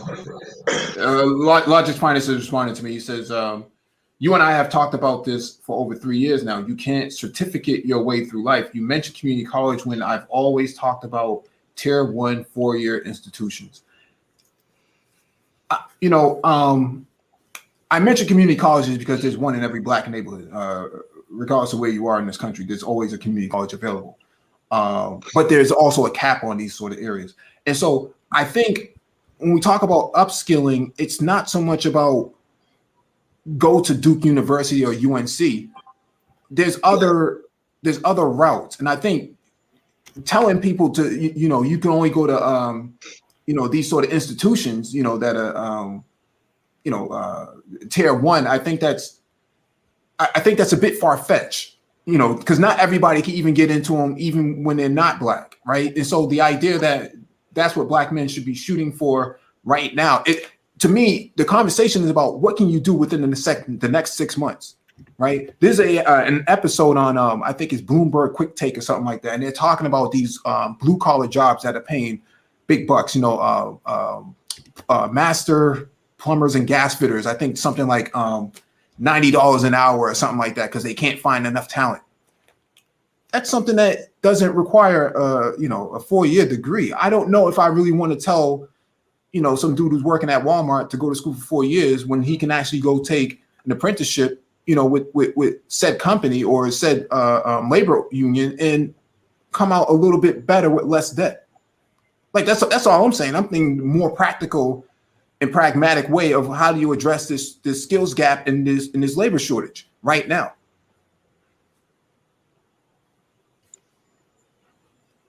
Yeah, I mean it's kind of hard to claim like you got people who claim that they're Black male first without even discussing any of the issues unless it's based on liberal women or responded to bullshit relationship shit. This shit's crazy. I think any, especially men, any Black man, any pro-Black man who comes up in here talking that nonsense and doesn't know anything, from Douglas to Du Bois to Roosevelt to Lincoln to Eisenhower, and you don't know policy, you don't know procedures, you don't know law, you have no right to come up here and call yourself that. You just don't. Because in order to be a pro-Black, as far as I'm concerned, that means you studied inside and out every policy that's ever affected us, and that would be all of them. And then you come up on a panel and you don't know when somebody asks you about the Sherman Act? Nah, you don't belong here, bro. You don't belong. I'm not being real. You don't belong here. You don't belong here. I mean, I've been asked about stuff, and either I don't know or it's been so long I can't remember it, and I got to refresh my memory. But I'm not going to sit there and talk like a fool through it. I'm going to tell you I don't know. No, I mean, but see, talking like a fool through it is why they're there, and the host let them do that for the sake of the rest of the people in the audience who are not actually invested in the process itself, because it turns into an entertainment thing whenever you put idiots on the stage with people who are actually invested in the outcome and expect them to address things on an equal playing field and basis, while there's one person who actually cares, there's one person who don't, but nothing is really moderated, so they just run over the panel and shit. And it happens everywhere. You can't claim that you ain't seen this shit everywhere this person has went. Everything is about ignoring history. Which comes back to what I said before. We reach a certain point in time when you can't blame that person anymore. You have to blame the hosts. Because we've established who they are. Yeah. I mean, we've established who they are, what they do. So why are you allowing them the time and the space? Come on now. Yeah, that's what I'm saying. You got to be, I mean, if you care about so-called progress, which I'm pretty sure people do, you can't allow people to come up. Like, am I really supposed to invite Neil deGrasse Tyson on here, and then all of a sudden you got these people who don't know shit about what he does on here, asking questions and trying to tell him that he don't know what he's talking about? I look stupid as fuck as a host doing that. That is why when you and I had talked privately about me wanting to do that channel, I decided not to, because that's my exact thought process. When I start bringing up people that I work with in mergers and acquisitions and commercial real estate, and I'm sitting there and I've got them on a panel to try and help brothers, but my eyes go over to the chat and you got people acting the fool in there. Oh wow. So why would I do that? Why would I even give people that I've spent 10, 20 years building connections and networks with the opportunity to see me hanging around with foolish people like that? Why would I do that? That's why I really can't deal with people outside of YouTube like that, man. Because I can't have people messing my stuff up. I can't do that. Exactly. Yeah, exactly. I mean, it's just it's retarded. It's retarded. Yeah, I just wanted to. No, I'm sorry, Mike. Go ahead. I'm sorry. My apologies. No, that's fine. I just wanted to respond to Logic's finest guy. I know he wanted to say he wanted to drop this because I wanted to make sure we didn't leave it, freestanding. He says, Mike, so if Ebony men can't get into their tier one colleges, then lower the standards. That's so progressive. It's regressive, Mike. Let the best rise to the top. I've always said my position on that is pretty simple. I thought the conversation was about upskilling. I didn't think that we were taking 35-year-old men and then sending them down to Duke University or Florida A&M or something like that. I thought we were just talking about upskilling people. You keep calling out my alma mater, man. What, Duke University? Yeah. That's my alma mater. Yeah. It's a great institution, man. I'm mad I didn't. Oh, it is. It absolutely is. It's just funny because you just keep calling it out. That's why I keep laughing. So I'm sorry. I know people have graduated. I know people have graduated from there, man, and they put out some really good talent. But they're one of the drivers of the economy down in NC. So I mentioned them a lot. Especially Raleigh Durham, yeah. Mm-hmm. Yeah. That's that triangle down there. It says, Mike, we just disagree on schooling and productivity. Trades are great and they will always be needed. But what about professional careers? What happened to standards and expectation? I think there's room for both. Yeah, I think there's room for both.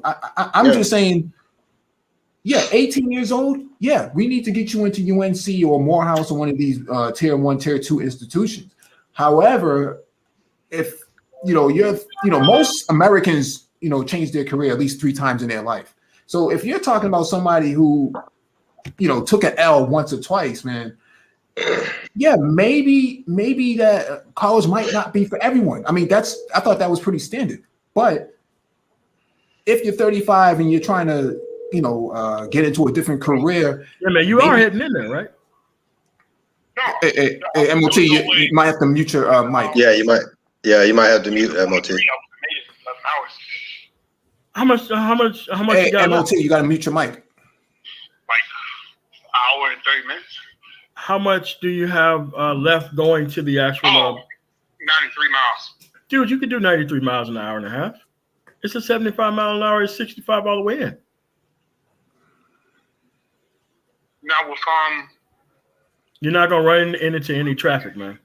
You're gonna hit 70. You're gonna hit 225 up to 76. You're not even gonna run into any traffic. you say 8 to 5, or are they still open right now? They're open right now. Hey, MOT, your mic is hot. Will it be open when I get there at 6:30, 7 o'clock? It could be. Yeah. Okay. Yeah, man. We supposed to be there in 2 days, man. Okay. All right, cool, man. All right. Yeah. MOT?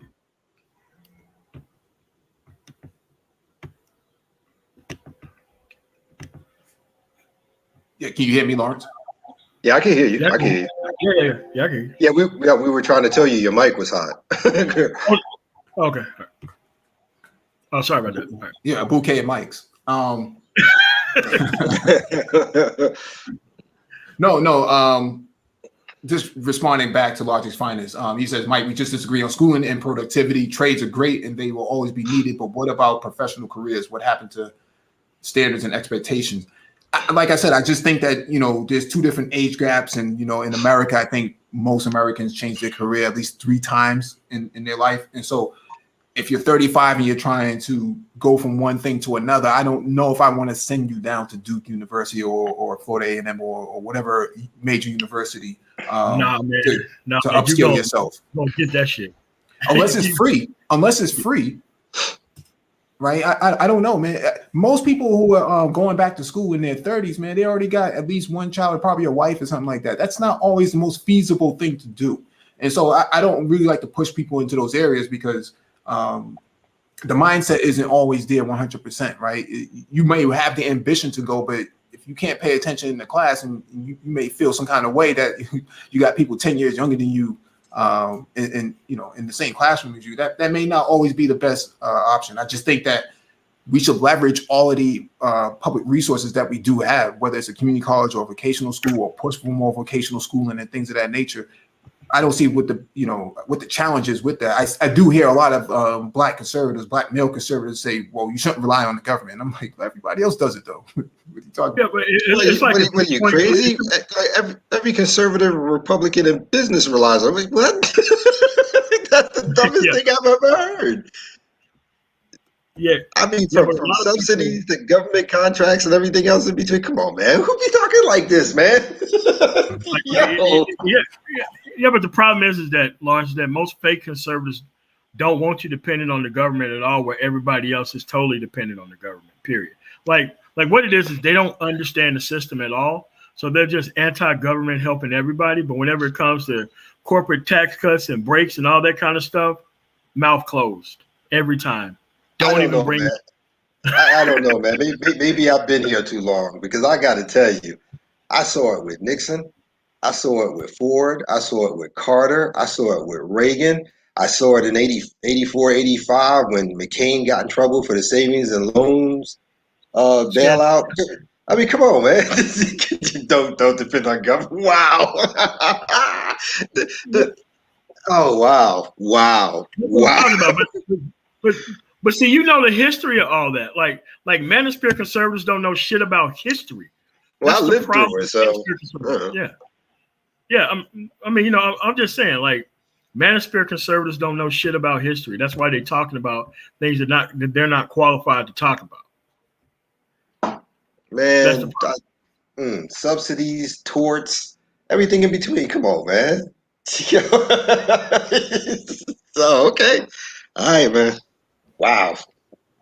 No, I'm not saying that Logix Finance ever made that statement before, but in this space, even the last hour or so on a different panel, you did have people saying to me, well, Mike V, you just rely on the government so much. When are we going to help black men get it out the mud? And I'm like, oh, wait a second here, man. You really think that nobody else is using the government as a resource, the public resources, public colleges and public institutions to leverage their way to the next career or the next opportunity? That happens all the time. You don't even have to go that far. You're taking advantage of the government just by telling them you're going to build a distribution center in there and getting tax shelters and tax incentives and all that good stuff.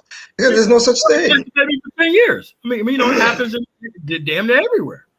Yeah, I mean, I would say, and I could be wrong, 95% of all the Fortune 500 companies have gotten that way by using the government, whether it be for contracts, tax incentives, payroll, tax cuts.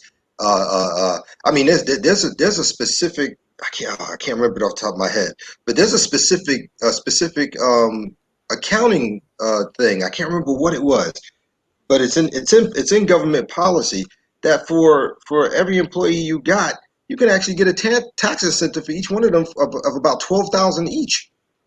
Yeah, after 15 employees. Yeah, after 15 employees. Yeah. Something. Yeah, I can't remember it, but you get the taxes. So if you're paying somebody $30,000 a year, you just covered 12 of it, just like that. I mean, seriously. Yeah. They also have policies, Lawrence, that if you hire black and brown minorities, then you do get that, what you just said. And so a lot of companies do have an obligation, not so much of an obligation, but an incentive to actually go out and recruit for that diverse talent. And I know that's how we got so many black women in the market, because they were killing two birds with one stone. Exactly. But black men, you know, people started bringing up, well, how come there aren't enough black men? Well, yeah, let's talk about that, right? And so now the on LinkedIn, my LinkedIn is popping every single day. Hey, do you know somebody who can do this? You know somebody who can do that? You know, we're looking for somebody who could do. They're looking for black men. And so I'm saying those big corporations, those big enterprises are leveraging government resources to do what they need to do. Why is it when it comes to black men, they got to get it out the mud? You think Amazon got it out the mud? I mean, it may have started in the bookstore, but they didn't get out the mud. They got a lot of other resources. Oh, yeah. I remember, that's the stream you guys did the other day. I remember that, getting it in. Yeah, that's the dumbest thing I've ever heard. That's the dumbest thing I've ever heard. And speaking of, it's funny because you know, Mike, you're the first person other than me that I heard talk about having a LinkedIn account. I don't use it much, but you know, I know some people in this space do have LinkedIn accounts. But the thing is, I don't use LinkedIn to brag or anything like that. You're not going to see me comment on it. It's just for actually applying. You know. I use it. Oh no, I use it to make money. Yeah. It's a social media platform, but I think some people some black people that I see, they use it for showboating, you know, basically look at where I work at, look at what I do. And I kind of know, I don't really rock with people like that. I just look at, what's trending and, you know, who's commenting on what, you know, if there's a new invitation or something, that's kind of what I use it for. But I'm saying Microsoft, they're not paying taxes here. From what I understand, they're not paying taxes. None of your big pharma companies, they're not paying taxes either. They're getting, people have to understand that money is coming out of the pockets of the people on the ground and being transferred into those companies. And so there's a lot of obligation that they do have to actually be more inclusive by bringing people in. That's the whole reason for those tax breaks and tax incentives. And for whatever reason, Black men think that getting out the mud is the only way that it can be done. Meanwhile, everybody else, Heckler & Koch, Smith & Wesson, Winchester Rifle, whoever you want to talk about, they get big tax breaks all the time. Mm-hmm. Yeah, they do. They do. Logic's finest. I don't know what you're talking about. I confuse you with the people I'm referring to. At no point have I ever exposed any anti-government viewpoint. I never said you did, brother. I don't know what you're talking about. No, we're having two different conversations here. Mike is directly responding to Logic's finest, and the rest of the conversation is centered around the actual conservatives and the Manosphere. Oh, well, he wrote directly to me. That's why I was asking.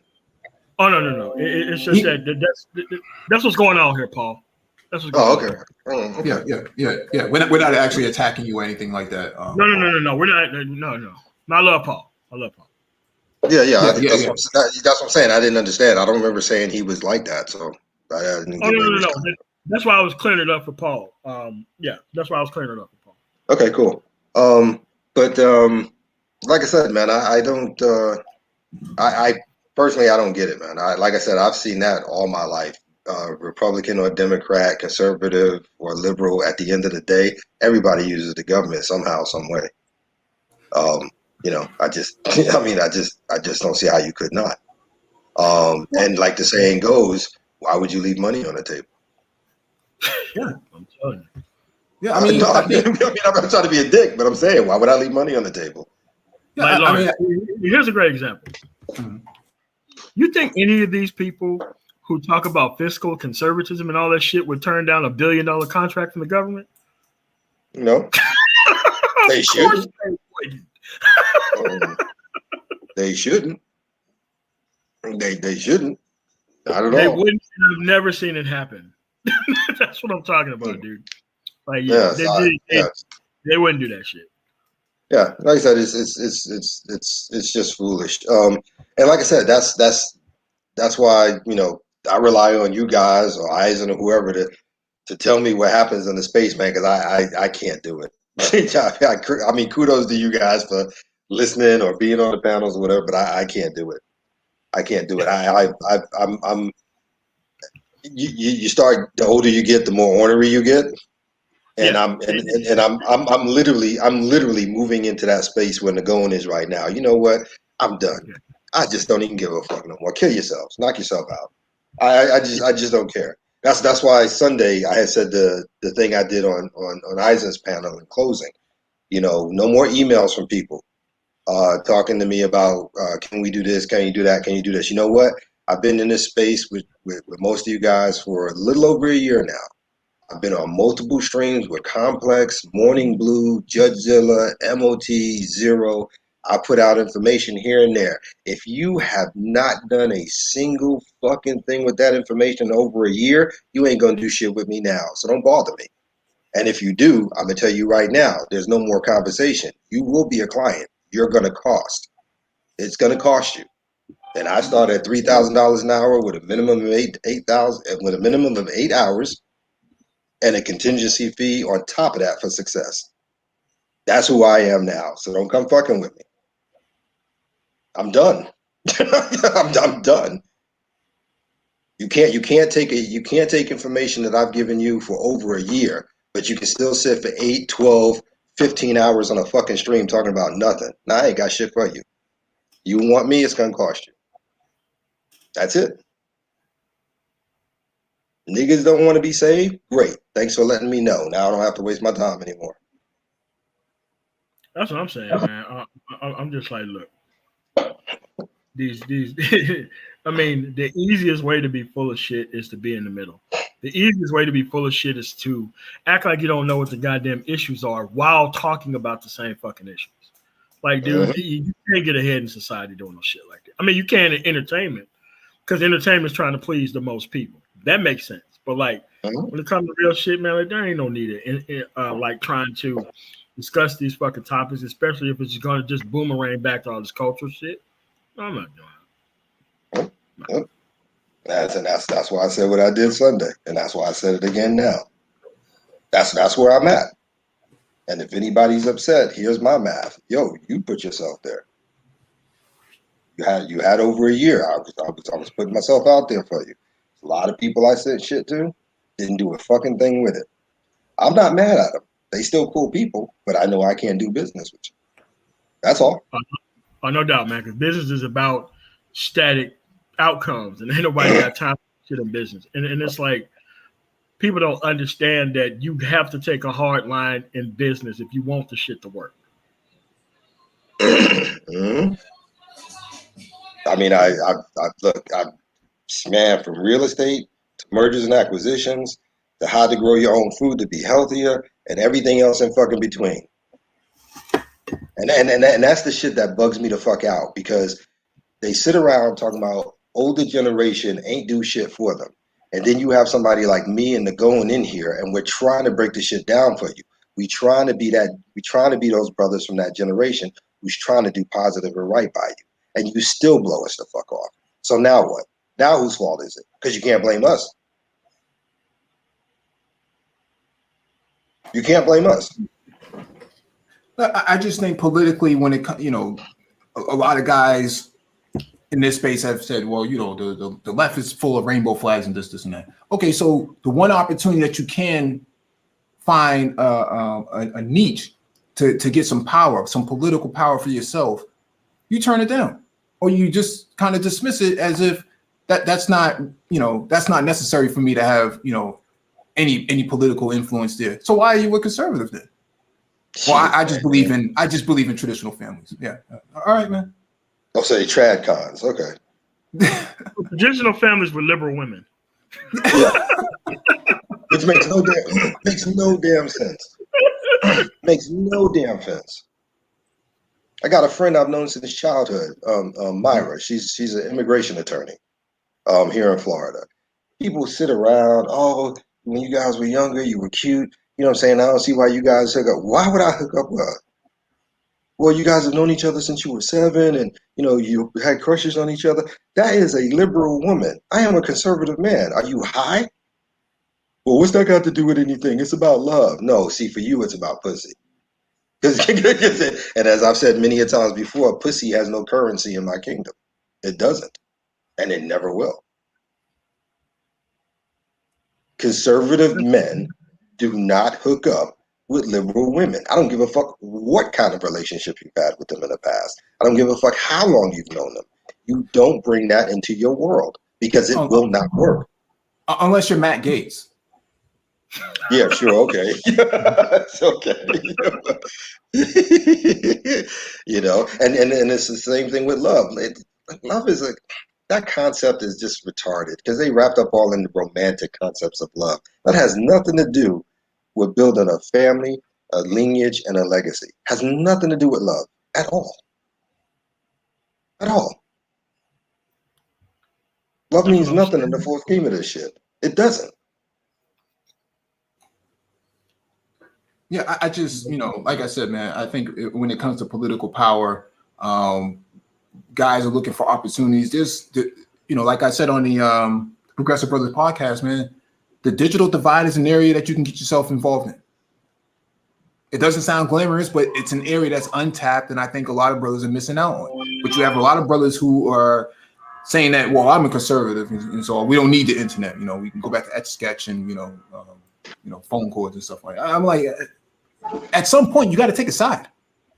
You can't just put on a members only jacket, style around, look in the mirror like the Joker. When he was trying his outfit. I still got that jacket from the '80s. I swear to God, it's hanging in my closet right now. Members only. It's back in style. It's back in style in this space.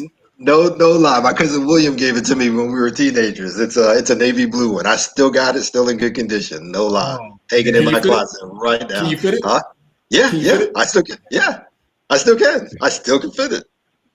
Wow. Oh, that's funny. Members only. Wow. Yeah, but, that's what conservative is in this space, though. It's a fashion statement. It's a members only jacket. They strut around, and it looks good. Yeah, it looks good, yeah. But they don't really believe in it, though. I can see that. I can see that. I mean, from everything MOT, Zero, Yuri, and everybody else tells me, I can see that. I would say that's a fair analogy.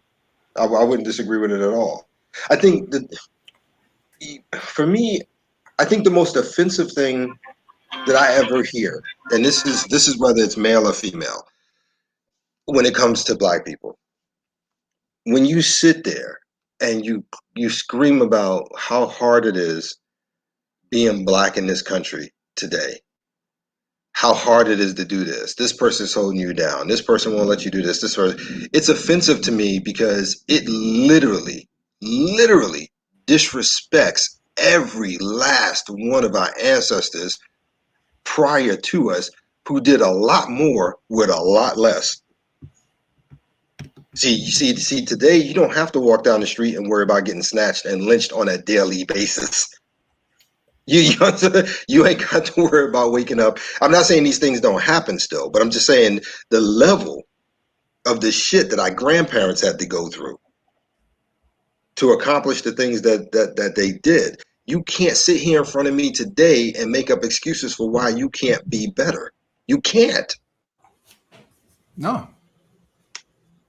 There's just a lot of guys who think that getting out the mud is the only way to do it, and that's the conservative view.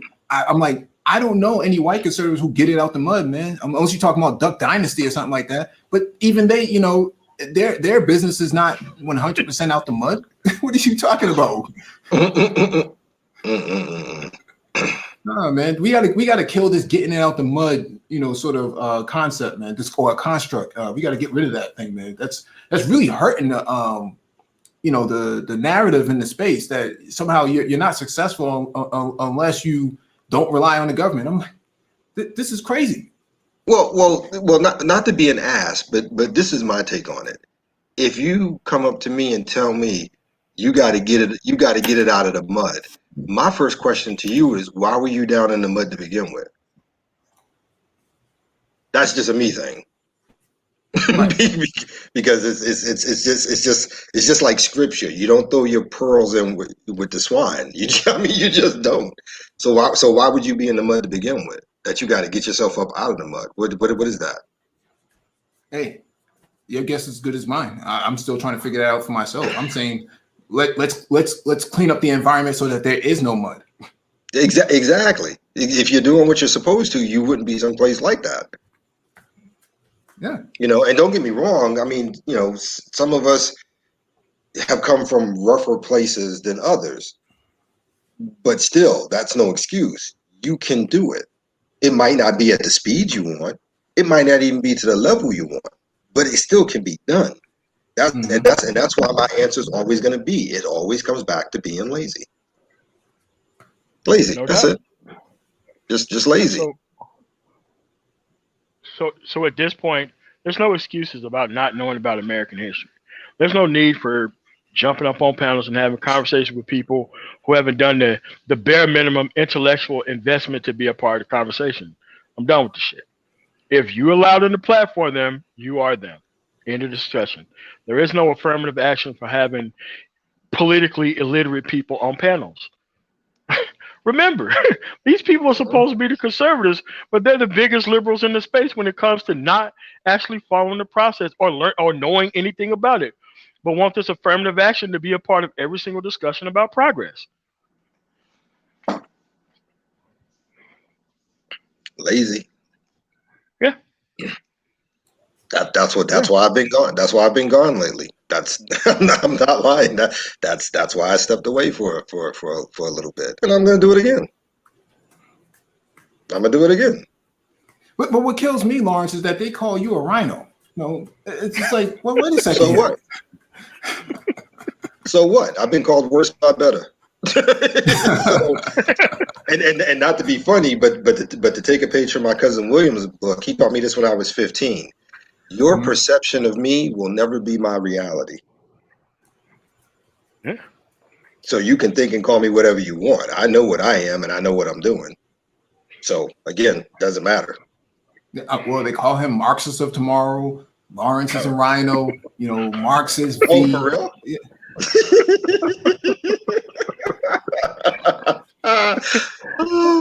But yet when they go to bed at night, they're holding their pillow, crying, wishing they could be me. Yeah, but how can a conservative be an incel, Lawrence? This is impossible, right? Oh well, They believe in traditional families. Platinum's the first person who ever called me that. I remember that because I was on Game Changers channel last year. Yeah, because we were saying it was just dumb stuff. I'm not even gonna get into it. But yeah, he's the first person to ever call me that, which I thought was funny. Yeah, but if you let these guys tell the story, you know, because the pursuit is of liberal women, get it out the mud. I'm not seeing where the conservative values are, because for all your desires, you're chasing a liberal woman, you believe in traditional families, and you believe in getting it out the mud. And I'm like, that just doesn't sound fun to me. Well, it's not just that it's not fun, because it definitely isn't. But again, it goes contrary to what they're claiming to be. Yeah. If you're a conservative and you believe in traditional values, then why would you marry a woman covered in tattoos with a body count of 150 men? There's nothing traditional about that. Nothing. There's nothing traditional about that in any capacity. But there's something liberal about it.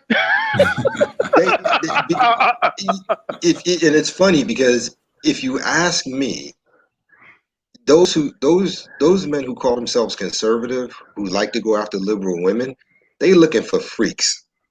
That's all this is. Because liberal women, the theory is, I'm not saying all of them, but most of the time the theory is liberal women are uninhibited. But you got to take the good with the bad with that statement. Because if they're uninhibited with you, that means they're uninhibited with any and everybody else, which means you won't be the only thing they run into. Yeah, the only reason a liberal woman would be with a conservative or a so-called conservative man is the same thing any other woman would be with a man for: resources. It's just that generally speaking, if you look at the dichotomy, generally so-called conservative men have more resources than liberal men. Not saying that's accurate, but that's generally the thought process, at least from those I've spoken to. I mean, like the more self-preservative and forward-thinking. That's what I think. Like when you put like the definition of your definition, which is pretty much any rational person's definition of what conservative is, everybody's a conservative by that standard. But nobody is this type of typical bullshit level version of conservative that they have in their head that they can connect back to the culture war, because it's easy. It's easy. This is why they don't discuss news or anything unless it's a level of trolling attached to it, or talking about Black Lives Matter, or trying to turn it back to rainbow flags, or trying to talk about they're trying to take your guns away, or talking about bullshit fucking immigration, or talking about abortion or marriage to liberal fucking women who's going to divorce them the 5 minutes after they get fucking married. It's like that's all their conservatism is revolved around. It's not about anything else outside of that. This is why they're too stupid to cover the news, because they don't understand the policy. The only thing they understand is, okay, I got this troll to the left. I got 5 things that I can talk about, and I'm only going to cover those 5 or 6 things that I can tie back to the culture war. And the left is going to be so mad when I do so. I'm like, I'm not going to be mad. I'm going to think you're mentally retarded, but I'm not going to be mad at you. I mean, just to show how bad it is. You, Mike V, Nagone, I think Renaissance Man as well, and myself, and there could be others I don't know about, but just everybody I named just now. We were the first ones to download and read that 500 and something page document on where that money was going a couple of months ago. And yet, the so-called conservatives, I hadn't heard any of them doing anything on it. No, I mean, I remember you ended up doing like a 2.5 hour stream. Yeah, because they threw the book in the mud and then they couldn't find the book, the pages that they printed out. So so they was trying to get the pages out the mud and then read them. I mean, you didn't even have to read the whole 500 and something pages, man. I mean, if you read at least the first 100, I would have been with you. At least you had a general idea of certain points. But from what I understood, they didn't read anything. And like I said, that goes back to what I said before. This is who we're dealing with, lazy people. They would rather sit and wait for somebody to do a stream, listen to the stream, make mental notes or get a pen and pencil and write down certain notes, and then go on another stream and talk like they know something without having the context to what the statement was made by you or whoever it was. And they think they sound good. And they don't realize that they sound like fools. And the sad part is that the people in the chat who's listening to the stream think they know something, which only proves just the level of stupidity and laziness they have. Mm-hmm. Because like the saying goes, trust but verify. I mean, it's again, not rocket science. Not rocket science. And I've said it time and time again. Whatever I get from you guys, I double check it. And I've said this before as well. You best damn sure double check anything I tell you. If you don't, I'd be disappointed. Well, I mean, you can say trust but verify, but to them it's, left but Marxist. That's kind of their approach they have. That's kind of their approach they have. Left but Marxist, So they do. So they doing the Snagglepuss thing. Exit stage left. Okay.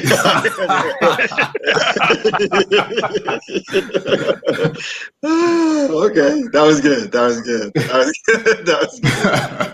All right, let me get up off this panel, man. All right. Yeah, man. You got anything else, Mike, before you get up out of here? Oh, okay. All right, Mike. You got anything else, Lawrence, before we get up out of here? Same as always, man. Thanks for having me, and hashtag men first. All right, cool, man. All right, thanks so much for coming on, man. Hey, man, I'm just letting y'all know, man. Like, Lawrence Guy is a conservative, and we believe nearly the same thing. Why? We read shit, and we know what's going on.